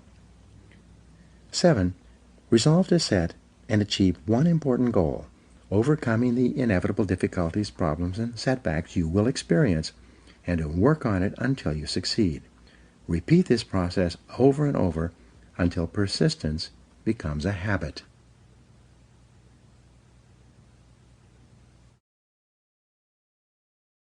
Part 2. Self-discipline in business, sales, and finances. In this part, you will learn how to develop the discipline necessary to join the top 10% of people in your field. You'll learn how to increase your productivity, performance, output, and results. You'll learn how to become one of the most respected and esteemed people in your organization and your industry. Chapter 8. Self-discipline and work. Vince Lombardi said, "Leaders aren't born, they're made. And they're made just like anything else, through hard work. And that's the price we'll have to pay to achieve that goal or any goal." There is perhaps no area of your life where self-discipline has a greater impact on your future than in your work. Yet, if you're like most people, from the time you start in the morning and then continuing throughout the day, you are surrounded by people and events that draw you away from doing the things that are most important. However, it is through doing your most important tasks that you move onward and upward, quickly and dependably in your career. A group of senior executives was asked, "What are the most important qualities that a person would need to be promoted in your company?" Of these executives, 85% agreed that the most important qualities are 1. The ability to set priorities and work on high-value tasks, and 2. The discipline to get the job done quickly and well. It seems that these two qualities are more helpful for career success than anything else a person could do. Diligent, disciplined, focused work will enable you to get consistently and predictably more done, get paid more, and get promoted faster throughout your career than the average person. Separate the relevant from the irrelevant. I've mentioned the Pareto principle, the 80-20 rule, several times in this book, and it applies again here. Fully 80% of the value of what you accomplish will come from 20% of the things you do. Your job, then, is to identify those top 20% of your tasks and then concentrate single-mindedly on doing them quickly and well. Chapter 13 discusses time management in detail, but for now, let's take a look at the flip side of good time management, poor time management. According to Robert Half International, the average employee wastes about 50% of his or her time on non-work-related activities. 37% of work time is wasted on idle conversation on personal subjects with coworkers, conversations that have nothing whatever to do with the job at hand. The other 13% of wasted time is consumed by coming in late or leaving early, by long lunches and coffee breaks, by surfing the internet, reading the newspaper, or conducting personal business during the day. Even worse, when people who waste a lot of time actually settle down and get to work, they spend too much time on low-value tasks and activities. As a result, they get very little done, which then causes them to feel that they are under continual pressure to get caught up. Unfortunately, when you waste time at work, your work does not go away. It continually builds like an avalanche overhang. Deadlines come closer and closer. Stress mounts up until you finally force yourself to do the job, usually at the last minute, and then you often make expensive mistakes. Develop an excellent reputation. There is nothing that will bring you to the attention of people who can help you faster than for you to develop a reputation for hard, disciplined work every hour of every day. Average employees increase their income at only about 3% per year, which is just about the rate of inflation or cost of living increases. In other words, if you're an average employee, you're not really making any more money from year to year. Rather, you're just keeping up with your expenses. But the top 20% in most fields increase their income anywhere from 10 to 25% per year, which is also compounded year after year. The top 20% of people at work earn 80% of the money. The bottom 80% of employees have no choice but to share the 20% of the money that is left over. They must scramble for the crumbs that fall off the tables of the highly productive people in their fields. You can double your income. When I say to people in my seminars that you should set a goal to double your income in the months and years ahead, people react in different ways. Often at the break, someone will come up to me and say, "You don't understand my company. There's no way that I could double my income at my current company. They simply would not pay me that amount of money." Having heard this before, I then ask them the critical question: is there anyone at your company who earns twice as much as you do? The person that I'm talking to will always agree that, yes, there are people in my company who earn 2 or 3 times as much as I do. I then make the key point. So your company is quite willing to pay some people twice as much as they pay you. They're just not willing to pay you twice as much. Why is that? Then suddenly the light goes on. The individual realizes that it is not the company that is not willing to pay the money. It is the individual who is not contributing enough to be worth that additional money. The responsibility is his, not the company's. The law of 3 helps you to prioritize. When we coach entrepreneurs, executives, and business owners, we take them through an exercise that is designed to help them double their productivity, performance, and output within 12 months, sometimes even within 30 days. It's simple. Here's how it works. First, make a list of all the things that you do in a week or a month from the time you start work on Monday morning through to the end of the week. Write down everything, both small and large, including checking your email and returning phone calls. Then review this list and ask this key question. If I could only do one thing on this list all day long, which one task or activity contributes the most value to my company? As you go over your list, the correct answer will probably jump out at you. Whatever it is, put a circle around it.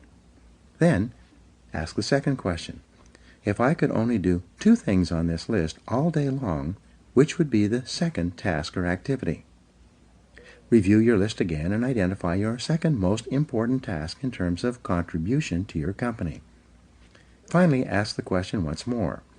If I could only do 3 things on this list all day long, what would be the third item? We call this the law of 3. The law of 3 says that there are 3 primary things that you do that contribute 90% or more of your value to your company or organization. Your job is to identify those 3 critical tasks and then discipline yourself to do them all day long. All of your other minor tasks will be support tasks, complementary tasks, enjoyable tasks, or useless tasks. They will be little things that you've gotten into the habit of doing as a way of unconsciously avoiding the big, difficult, important tasks that can make a tremendous difference in your work and career. Calculate your hourly rate.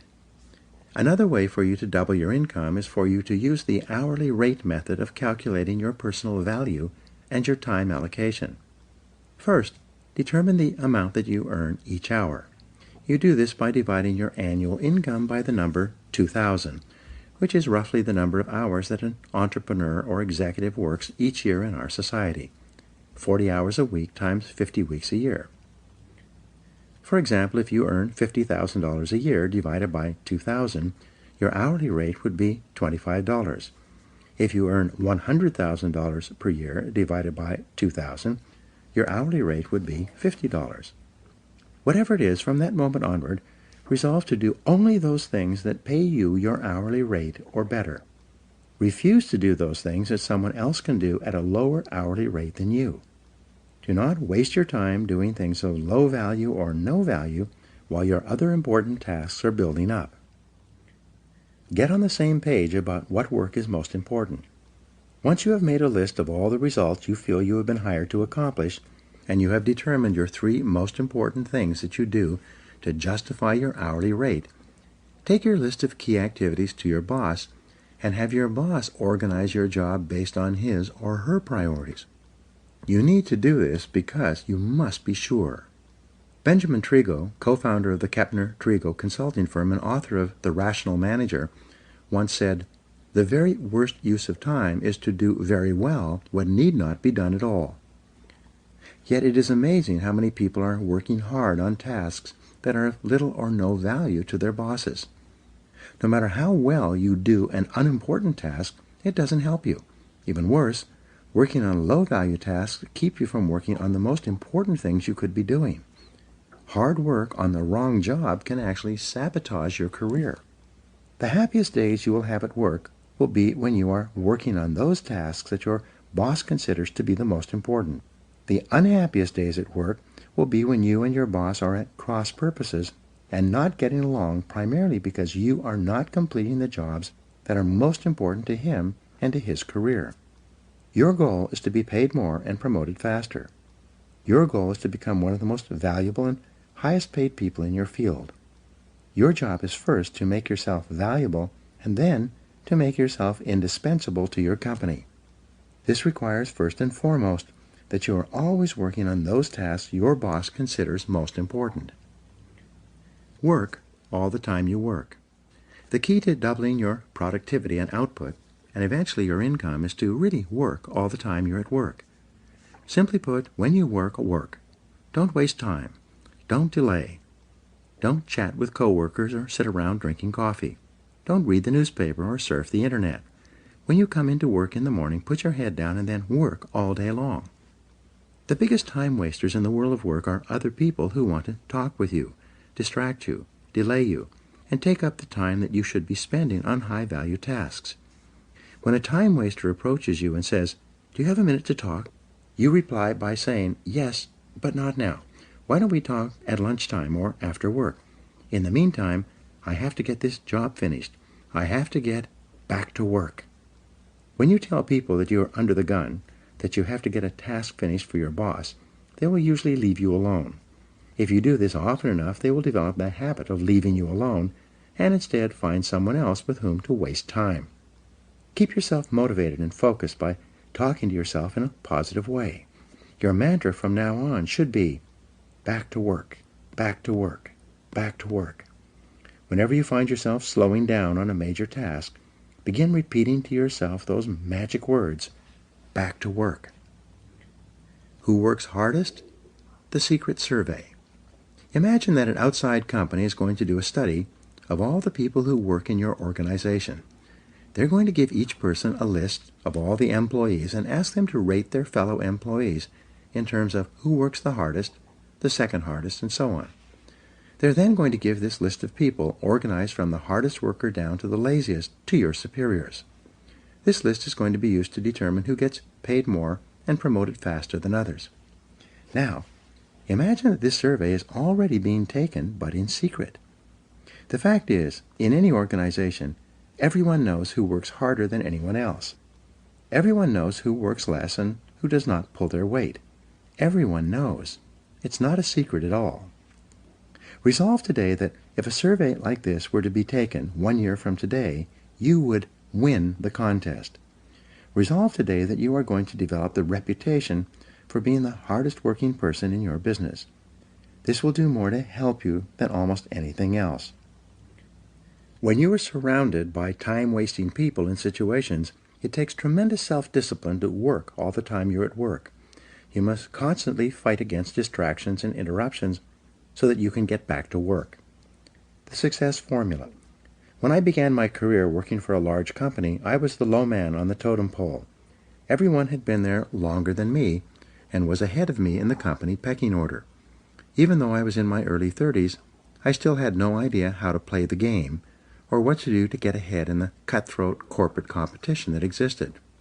Somewhat by accident, I stumbled onto the formula that made me successful. It was very simple. Whenever my boss gave me something to do, I did it immediately. Like a dog chasing after a thrown stick, I would immediately throw myself at the task, complete it, and hurry back to my boss with the finished job. Initially, he would smile and say something like, "I didn't really need it done that quickly, but thank you for getting it done." When I was caught up with my work, instead of relaxing, I would go to my boss and say, "I'm all caught up. I want more work to do. I want more responsibility." These words became my mantra. I want more responsibility.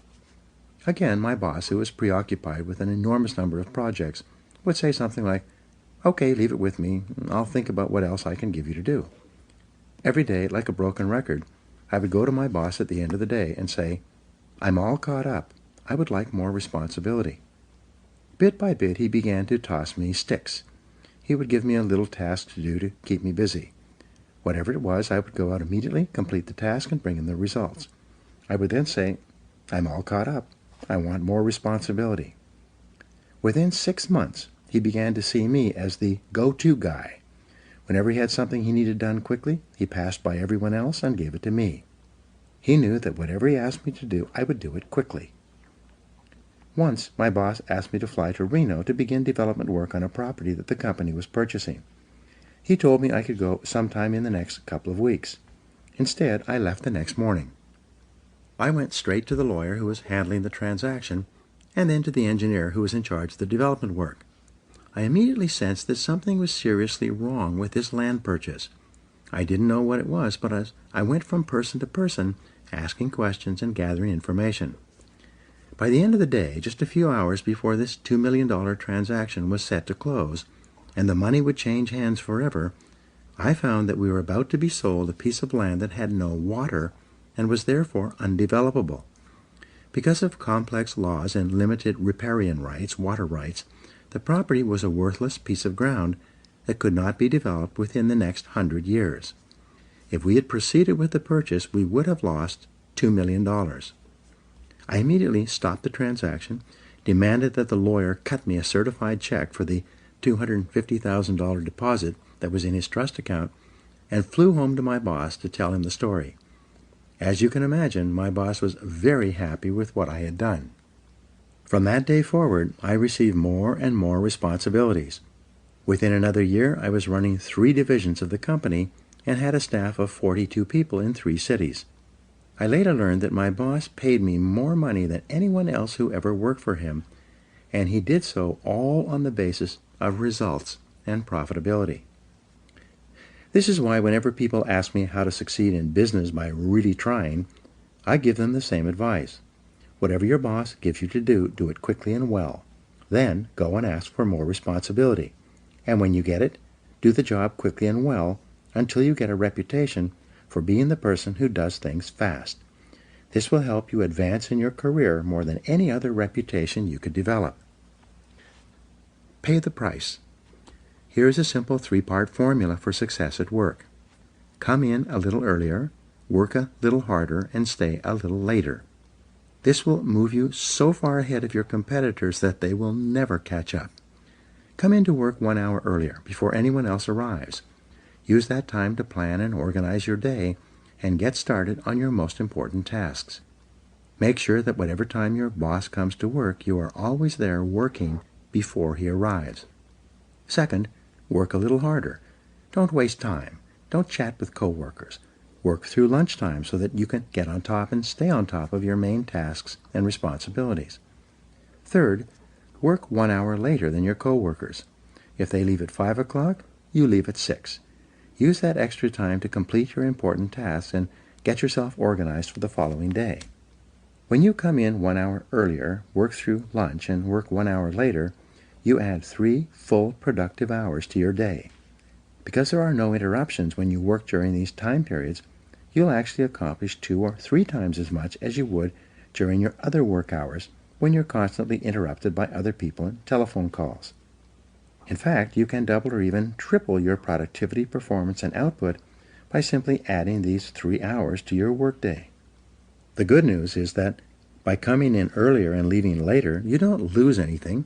You merely avoid the traffic tie-ups and slowdowns that most people suffer through on their ways to and from work. The 40-plus formula. To succeed faster at work, use the 40-plus formula. This formula says that you can tell where you're going to be 5 years from now by looking at the number of hours that you put in today in excess of 40 hours per week.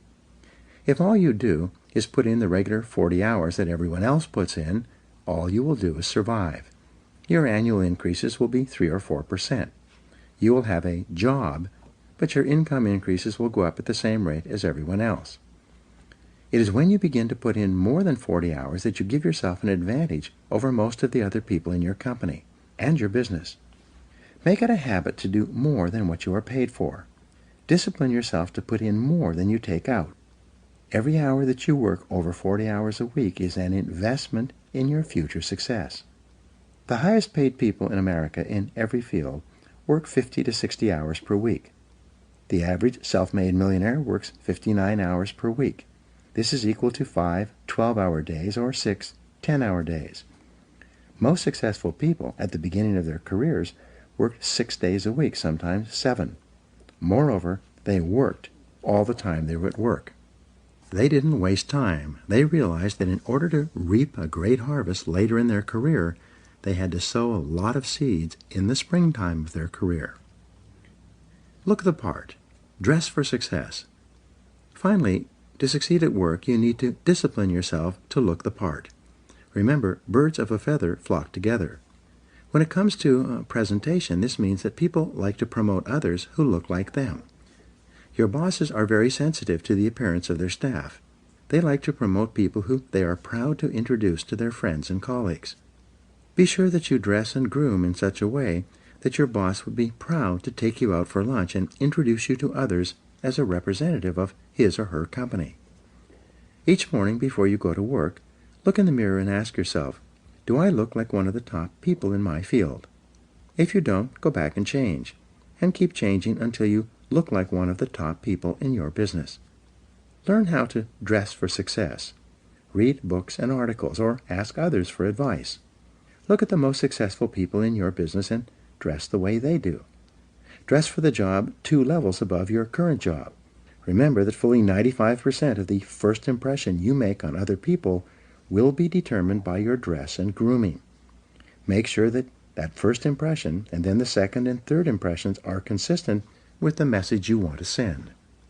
Many people work their entire lives without realizing that by putting forward a little extra effort, working a little harder, and focusing on higher value tasks, they could become one of the most valuable people in their organizations.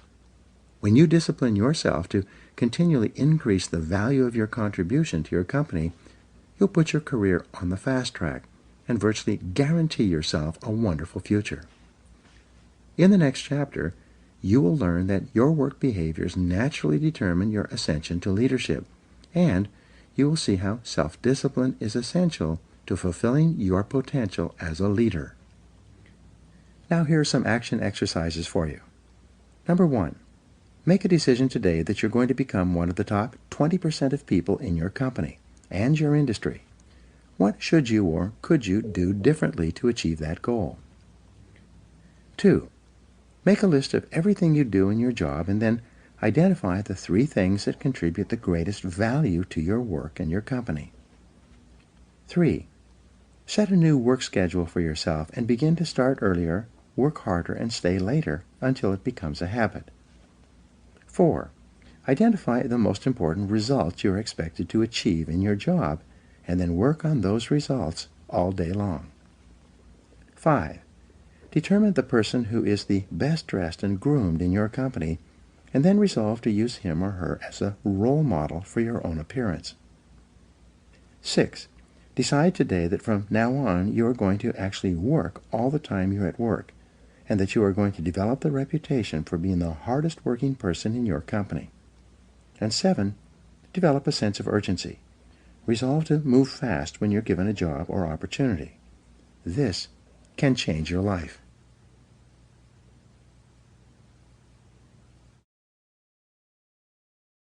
Chapter 9.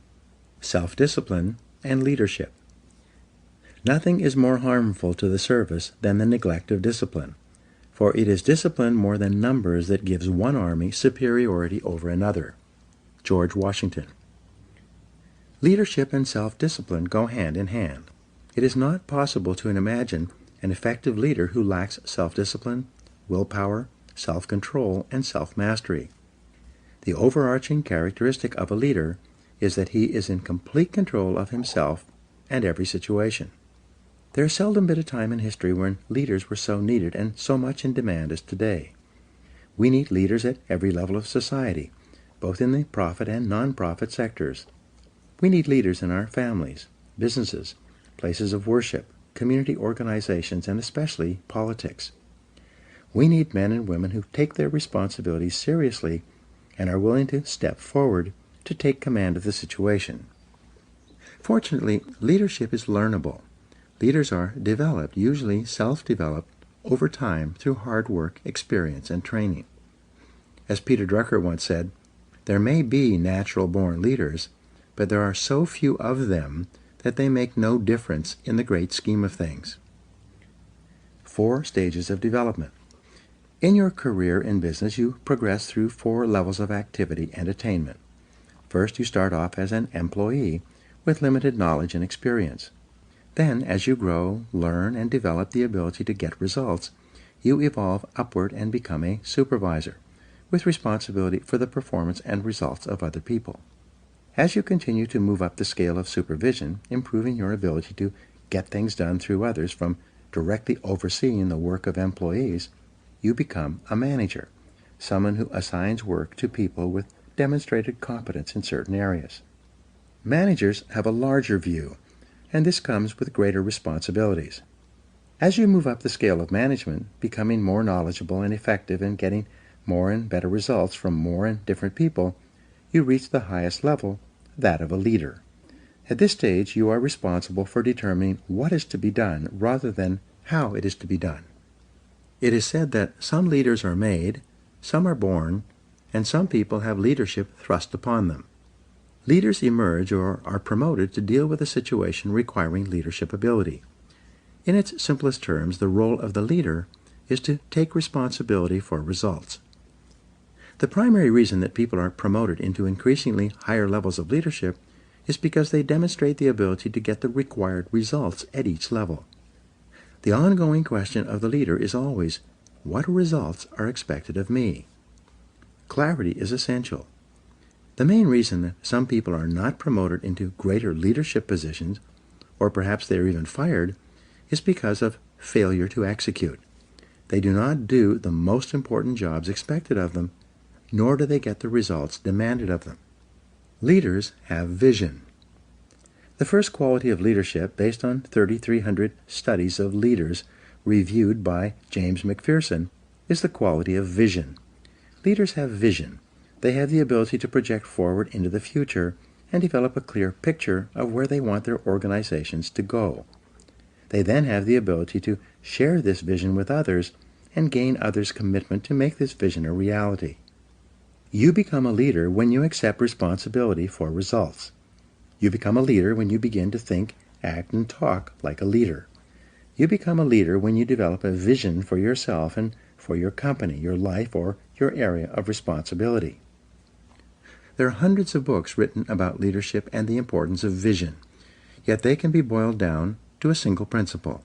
A military leader has a vision of victory from which he never deviates. A business leader has a vision of success for the business based on excellent performance to which he or she is completely committed. A leader is a standard bearer. The leader sets the standard for the organization or the department. It is not possible for anyone in the organization to have a clearer vision or to aspire to a higher standard of excellence than the leader. For this reason, the leader is the role model, the one who sets the tone and the morale for everyone in the organization. The personality and influence of the leader affects everyone below him in the company, organization, or department. You cannot raise morale in a business. It filters down from the top, from the leader. The behavior of the leader influences and affects the behavior of everyone else. If the leader is positive, confident, and upbeat, everyone in the organization will be influenced by his behavior and will be more confident, positive, and upbeat as well. Walk the talk. When you become a leader, you must discipline yourself to be leader-like. You must walk, talk, and act the part of a leader. You become a different person with different responsibilities than a manager. When you are working your way up, you are a part of the staff or the sales team. When you become a manager, you are part of management. This means that when you are part of the staff, your orientation is upward and sideways. But when you become a leader, your orientation is downward, toward all the people for whom you are responsible. Perhaps the most important behavior of a leader is for you to discipline yourself to be a role model. Imagine that everyone is watching you and patterning everything they do and say based on your behavior. When you become a leader, you no longer have the luxury to let it all hang out. From the time you are promoted into leadership, you have a special responsibility to discipline and control your words and behaviors in such a way so that you bring about the very best possible results for your organization and for other people. Set the standards.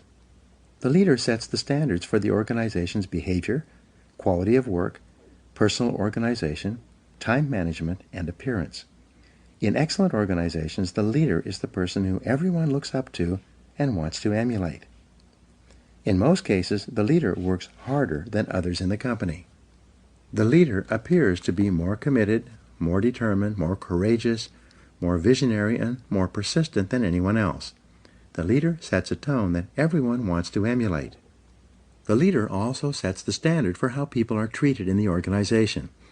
When the leader treats people with courtesy, consideration, and concern, it quickly becomes known that these are the standards to which others must adhere. Set values and principles. In addition to a clear vision for the organization, the leader must have a set of values and organizing principles that guide behavior and decision-making. Everyone must know what the leader and the company stands for and believes in. The job of the leader, then, is to articulate this vision of excellent performance within the constraints of high ethical standards at all times.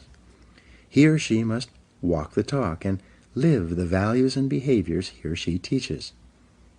The very best standard for a leader is the golden rule: do unto others as you would have them do unto you. For example, when Jack Welch was the president of General Electric, he encouraged managers to treat each employee as if that employee might be promoted over his head sometime in the future, and he might find himself working under the person who is now working below him. This way of thinking assured that managers treated their staff with a high degree of respect and courtesy. 7 principles of leadership. To be an effective leader, there are 7 principles you must incorporate into your leadership behavior and activities. 1. Clarity. This is perhaps your most important responsibility. You must be absolutely clear about who you are and what you stand for. You must be absolutely clear about your vision and where you want to lead your people. You must be absolutely clear about the goals and objectives of the organization and how they are to be achieved. Especially, you must be absolutely clear about the values, mission, and purpose of the organization and what it stands for. Everyone around you and below you must know exactly why they are doing what they do and what their company has been formed to accomplish. 2. Competence. As the leader, you must set a standard of excellent performance for the organization as well as for every person and function in the company. Your goal must be for your company to be as good or better than your very best competitor. You must be continually seeking ways to improve the quality of your product and services to your customers. 3. Commitment.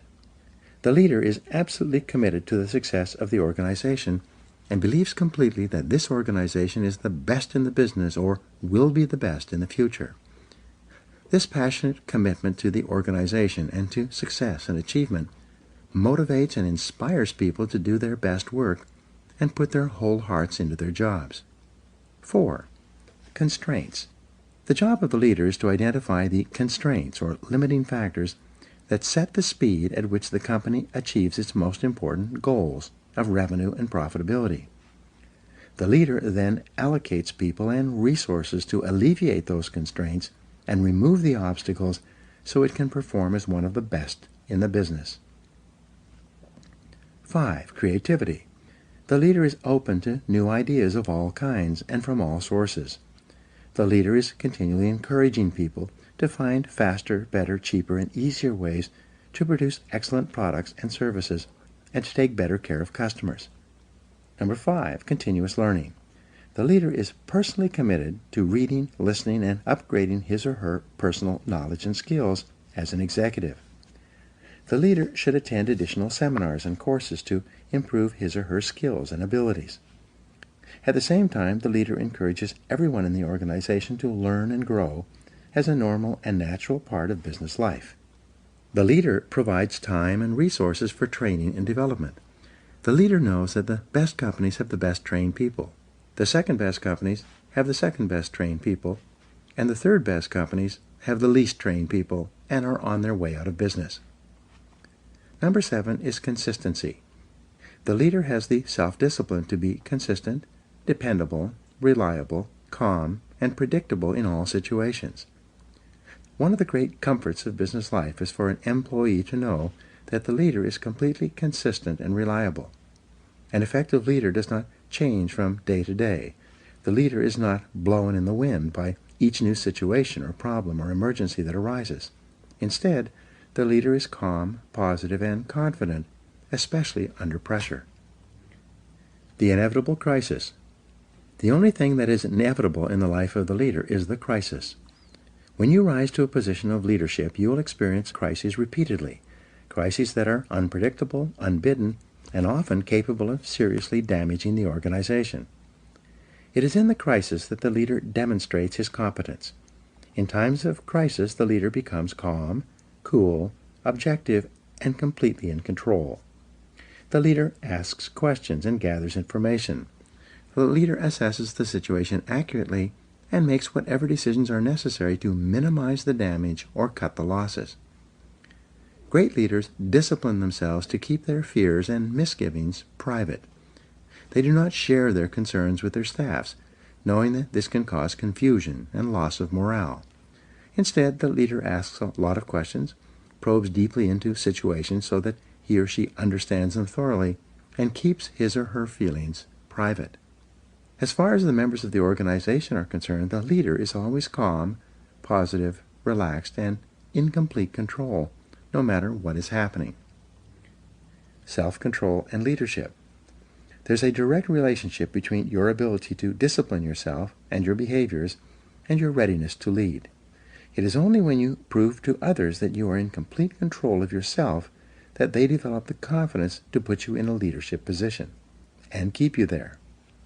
The leader realizes that everything he says to or about another person is magnified. The leader therefore praises and encourages people, both in their presence and when they are not around. He never says anything negative that could be misinterpreted or that could demotivate or offend another person. If he has problems with someone, he addresses them privately, out of sight and earshot of anyone else. Leadership qualities. Leaders discipline themselves to plan, prepare, organize, and check every detail. They take nothing for granted. They ask questions to ensure that they have a complete understanding of a situation, problem, or difficulty.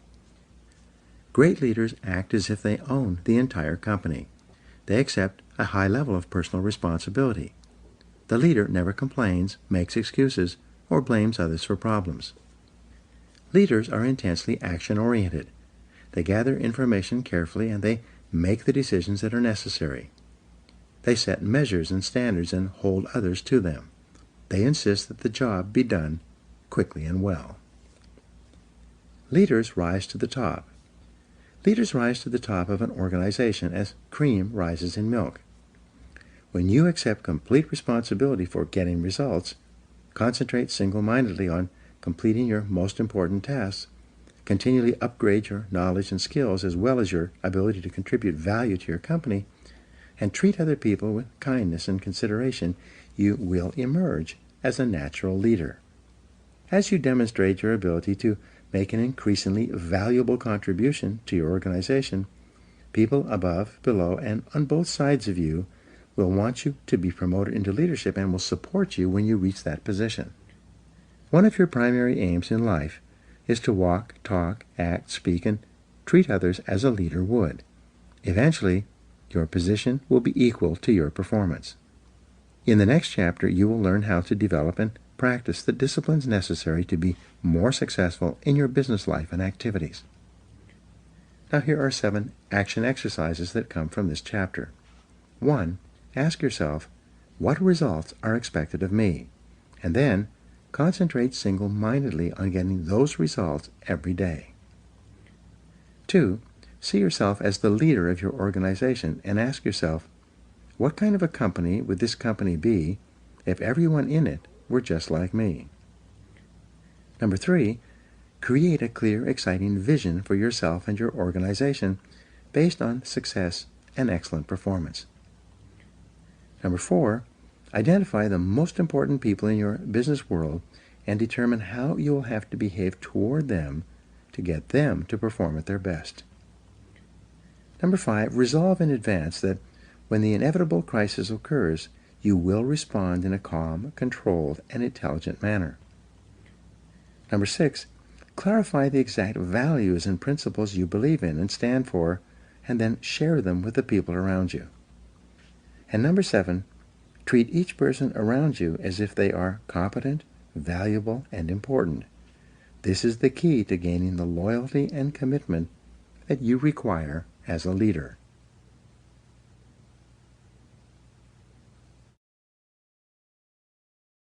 Chapter 10. Self-Discipline and Business. John Viney wrote, "The quality of self-denial in the pursuit of a longer-term goal, and indeed, the willpower to maintain that level of self-denial, is an excellent training for the boardroom." Most people will work in or for a business or own a business in the course of their lifetimes. The achievement of business success demands high levels of discipline from you in every area of business activity, both large or small.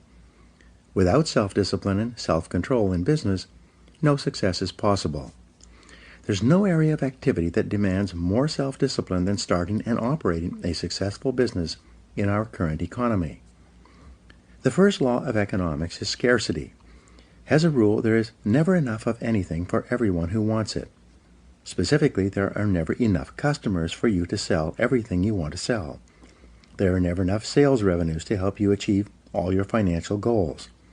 There are never sufficient profits to enable you to expand as much as you want. Especially, there are never enough good people to work with and for you to help you achieve your business goals. The law of competition. If the first law of economics is scarcity, then the first law of business is competition. It requires tremendous focus and discipline to do the things necessary to attract the scarce money of customers toward purchasing your product or service. To not only survive but also thrive, you must compete continually against all other uses of the same amount of money that you want to charge for what you sell. The first discipline of business success is that you offer a product or service that people want, need, and will pay for at a price they will accept, a price that is competitive with every other business that wants the same customer dollar. You must be completely honest with your product-service mix to ensure that it is well suited to the current market. This is an area where false assumptions or incorrect conclusions can lead to business failure. This answer is continually changing as competition and customer tastes also change. The customer is always right. Every week I speak to business people who are unhappy with their levels of sales and profitability. They insist that their product or service is excellent and that people should be buying from them in a much larger quantity. In each case, I have to gently point out to them that the only proof that their product or service is truly attractive or valuable is that people buy it willingly and then buy it again and tell their friends to buy it as well. According to the experts, fully 70% of your business decisions will turn out to be wrong in the fullness of time. This is the average. When you're a new business person or starting a new business, you'll be wrong even more often than this. It's not unusual for an entrepreneur to be wrong 90% of the time in the beginning of his or her career. It requires tremendous self-discipline and character to face the possibility that you could be wrong in your most cherished assumptions and beliefs. Nonetheless, this discipline is essential if you're going to minimize your mistakes, cut your losses, and redirect your resources toward offering customers more of the things that they really want, need, and are willing to pay for. All business investment and business startups require a high level of optimism. You must believe in the future possibilities of your business along with your new products and services. You must have so much confidence in their marketability that you're willing to undertake financial risk and invest many hours, weeks, and even years to achieve your business goals, and you must do all of this with no real guarantee of success. At the same time, you need discipline to curb your confidence, to remain objective and realistic. Overconfidence in business can lead to business mistakes, financial losses, and even bankruptcy. You must be better. Because of the aggressive and determined nature of your competition, in order to simply survive, you must discipline yourself to be equal to or better than your competitors. After all, your competitors get out of bed every morning thinking about how they can put you out of business. They want to take away your customers and your sales. They want to get your profits. They want as much of your business as they can possibly get. To increase your probabilities of success against such competition, you must make every effort to outthink them. When you start a business or a new venture within a business, you require the discipline to do your homework thoroughly in advance. You create a complete business plan before you start operations, and you continue to update it and revise it every year thereafter. The discipline of advanced planning can spell the difference between success and failure. Challenge your assumptions. Most business ideas do not work, at least in their original form. As Peter Drucker said, errant assumptions lie at the root of every failure. A major reason for business failure is that the business owner or executive relies on assumptions that are not tested. They assume that the product or service is excellent in comparison with others. They assume that they can sell a sufficient number of those products or services and do so at a profit. They further assume that those profits will be substantial enough to make this investment of time and money more attractive than any other use of the same amount of time or funds. All of these assumptions must be tested carefully before any irrevocable commitment is made. According to the Kauffman Foundation on Entrepreneurship, 95% of entrepreneurs and small business owners in America earn less than $50,000 per year. Why is this? It's not because they lack the energy, intelligence, or ability to earn more. The very fact that a person has the courage and resourcefulness to start a new business means that he or she has above average levels of natural talent. The reason why so many entrepreneurs underachieve and fail is because they lack discipline. They lack the discipline to carefully study every aspect of the business before committing to it.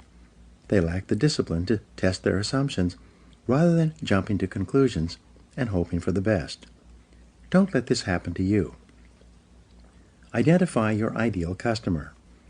You need discipline to identify and determine your ideal customer, the exact person who can and will buy your product or service in sufficient quantities and at the price you need to charge in order to justify going into this area of business in the first place.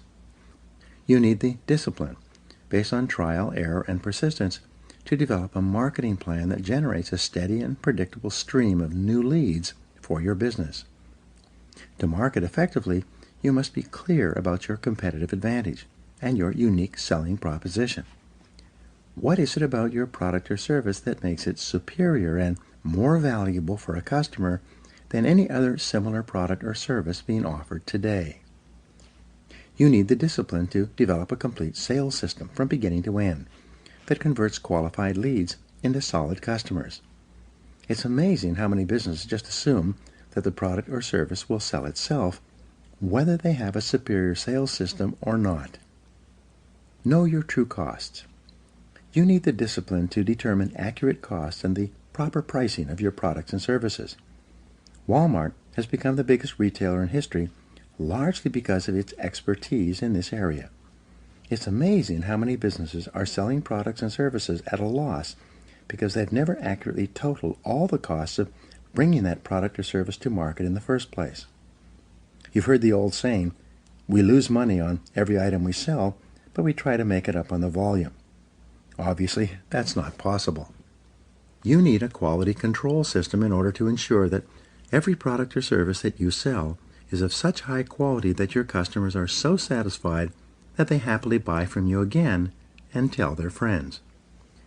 You need the discipline to develop a customer service policy, one in which you treat your customers so well that they become loyal to you and choose you over any of your competitors.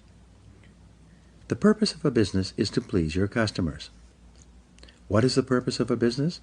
The purpose of a business is to create and keep a customer in a cost-effective manner. Profits are not the purpose of a business. Profits are the result of creating and keeping a sufficient number of customers who yield a sufficient number of profits after all costs. What is the key measure of business success? The answer is customer satisfaction.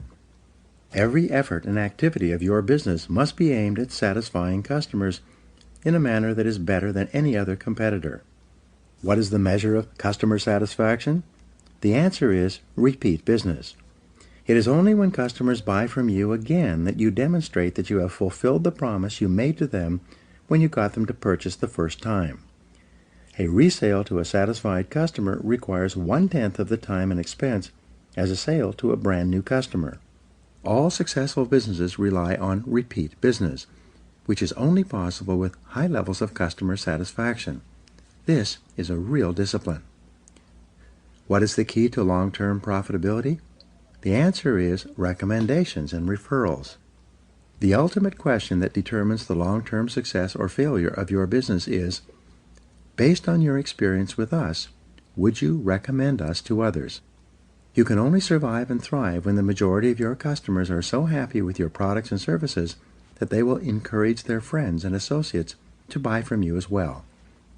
Since a referral from a satisfied customer is 15 times easier to sell to than a cold call, which means it only costs 1/15 as much, referral business is the key to your future. You require tremendous focus and discipline to develop and maintain customer service policies that cause people to buy from you, then buy again, and recommend you to their friends. Set high standards. You require the discipline to set standards of excellent performance in every area of your business and then to continually strive to get even better. You need to practice the ngaio formula, which stands for continuous and never-ending improvement. No matter how high your level of quality is today, you can never be satisfied. You must be continually raising the bar on yourself and on everyone within your area of responsibility. You require the self-discipline to work long, hard hours for many months and even years to get to the top of your business. The average entrepreneur, business owner, or self-made millionaire in America works 59 hours per week. Some entrepreneurs even work 70 to 80 hours per week in the first few years of building their businesses. You must be prepared to discipline yourself to put in this amount of time and level of hard work if you want to be the best and get to the top of your field. Think about the solution. To succeed in business, you need the self-discipline to be proactive rather than reactive. You need to focus on solutions rather than problems. You need to concentrate on the most important thing you could possibly be doing every hour of every day rather than getting sidetracked by low-value or no-value tasks and activities. Above all, you need the self-discipline to settle in for the long term, to develop a long-time perspective in your business life. Because of the intensity of competition, it takes many years of disciplined effort for you to become a business success, whether this is in your own business or working for someone else. There are no shortcuts. There are no easy ways to get to the top. There is only one way, and that is through hard work, discipline, and willpower. On average, it takes about 2 years to break even in a new business venture. It takes another 2 years of positive cash flow to pay back the money you borrowed in the first 2 years. It then takes another 3 years before you become truly successful. In addition, everything costs twice as much and takes 3 times as long. Based on these statistics, why should you start your own business or embark on a new business venture? Because the time is going to pass anyway. After all, 5 years from now, you will be 5 years older. And 10 years from now, you will be 10 years older. At the end of that time, you will either be at the top of your field or still down among the 80%, struggling for every dollar and worrying about money every day. The choice is yours. Discipline is the key. In the next chapter, you learn the discipline that controls the lifeblood of your business, sales. In the final analysis, as Peter Drucker said, the purpose of a business is to create and keep a customer. Now, here are some action exercises for you. Number 1, stand back and look at every area of your business as if you were an outside consultant. What changes would you recommend? 2, imagine you were starting your business over again today. Are there any products or services that you would not bring to the current market? 3, identify the 20% of your products and services that account for 80% of your sales and profits. How could you sell more of them? 4, project forward 1, 2, and 5 years in your business. What are the trends? What will your customers be buying in the future? 5, list 3 ways you could improve your customer service to ensure that customers buy from you again and tell their friends. 6, list 3 ways that you could attract more and better qualified leads from your marketing and advertising activities. And 7, list 3 ways that you could make more sales to the prospects you attract, or that you could attract more and better prospects.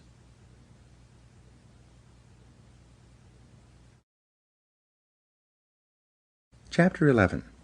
Self-Discipline and Sales. Nothing happens until a sale takes place. Red Motley. The most important element in business success is selling. Nothing happens until a sale takes place. All the factories, businesses, offices, and producers of goods and services only leap into action when someone somewhere makes a sale to someone. Selling is one of the hardest professions in America. It is also the only profession in which a person can start with limited skills to achieve one of the highest incomes in our economy. Moving onward and upward in sales is like driving on the Autobahn in Germany.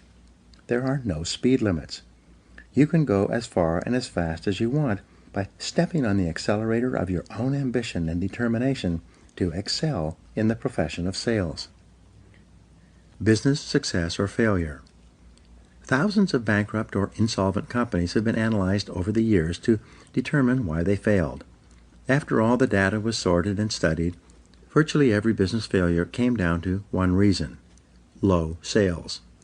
In contrast, whenever a business was succeeding, growing, yielding profitability, increasing its share prices, and offering opportunity for more and more people, the reason boiled down to one factor: high sales.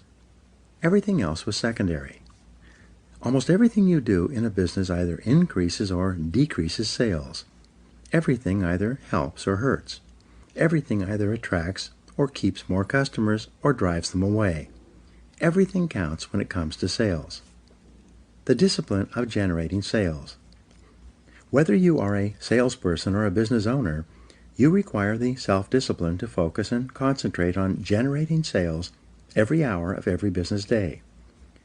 A group of researchers interviewed several hundred senior executives and business owners and asked them, "How important is sales and marketing to your business?"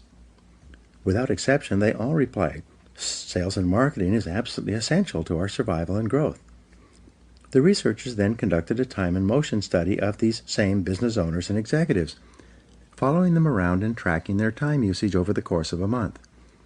At the end of that time, they completed their calculations and determined that the average business owner or executive who professed that sales were absolutely essential to survival and growth was spending only 11% of his time on sales and marketing. The remaining time was spent on meetings, discussions, paperwork, administrative work, luncheons, and a variety of other activities that contributed nothing to sales generation. If you're a sales manager or business owner, you must discipline yourself to focus most of your time and attention on getting your salespeople to generate the sales on which your company depends. You must spend 75% of your time working with your salespeople and accompanying them when they visit your customers and make presentations and sales. Do your paperwork before or after work, but during working hours, when customers are available to be seen, you should dedicate yourself entirely to sales generation. How to go broke. Some years ago, I started a new business. I developed the product and then began advertising via direct mail, radio, television, and newspaper. I allowed myself to be completely overwhelmed with planning, paperwork, and advertising activities. By the end of the year, I was out of money and my business was almost broke. At that time, I realized that I had taken my eye off the ball of sales. I then sat down over Christmas and designed a complete sales process. On January 2nd, I picked up the telephone and began making appointments. Over the next 2 months of aggressive and focused sales activity, I did more business than I had done over the entire previous year. I saved my business and my home, and I never lost sight of that focus again. One of the most important questions you can ask as a salesperson, entrepreneur, or business owner is whether what I'm doing right now is leading to a sale. Ask this question of yourself repeatedly throughout the day. Every time the answer comes up no, you must immediately stop whatever you are doing of lower value and turn your attention to sales generation. In addition, make sure that all the people who are responsible for sales in your company ask and answer this question in the affirmative all day long. Overcome your fear of rejection. Assuming that you have an attractive product or service, one that is reasonably priced and suited to the current market, the biggest problem that telephone salespeople and outside salespeople face is rejection. The fear of rejection does more to sabotage a sales career and undermine sales activities than any other single factor. It is the major obstacle to sales success. It takes tremendous discipline for salespeople to get up every morning and go out and face the inevitable rejection that they know they're going to receive all day long. Most people cannot handle this continuous rejection. Therefore, to avoid the emotional pain that comes with rejection, many salespeople engage in a series of displacement activities to avoid being rejected. First of all, they make fewer calls. According to Columbia University, the average salesperson works about 90 minutes per day. In other words, only about 1.5 hours out of an 8-hour day. They spend the rest of the time warming up and getting ready, shuffling paperwork, checking the internet, reading the newspaper, chatting with coworkers, coming in late, leaving early, and taking extended lunches and coffee breaks. As a result, by the end of the day, on average, the salesperson has worked only 90 minutes. Increase face time with customers and prospects. When is a salesperson actually working? The salesperson is only working when he or she is ear-to-ear on the phone or face-to-face with someone who can and will buy within a reasonable period of time. The rule for sales success can be contained in 6 words. Spend more time with better prospects. There's no other way to generate a high, consistent, and predictable level of sales results. Because of the fear of rejection, however, salespeople procrastinate and delay throughout the sales day, doing everything possible to avoid getting face-to-face with people who can say no. The key to sales success, as I learned as a young salesman, is to realize that rejection is not personal. Prospective customers always say things like, "No, I'm not interested," or variations of, "I don't want it, I don't need it, I can't use it, I can't afford it, I'm not in the market right now," or "I'm happy with my existing supplier." The professional salesperson realizes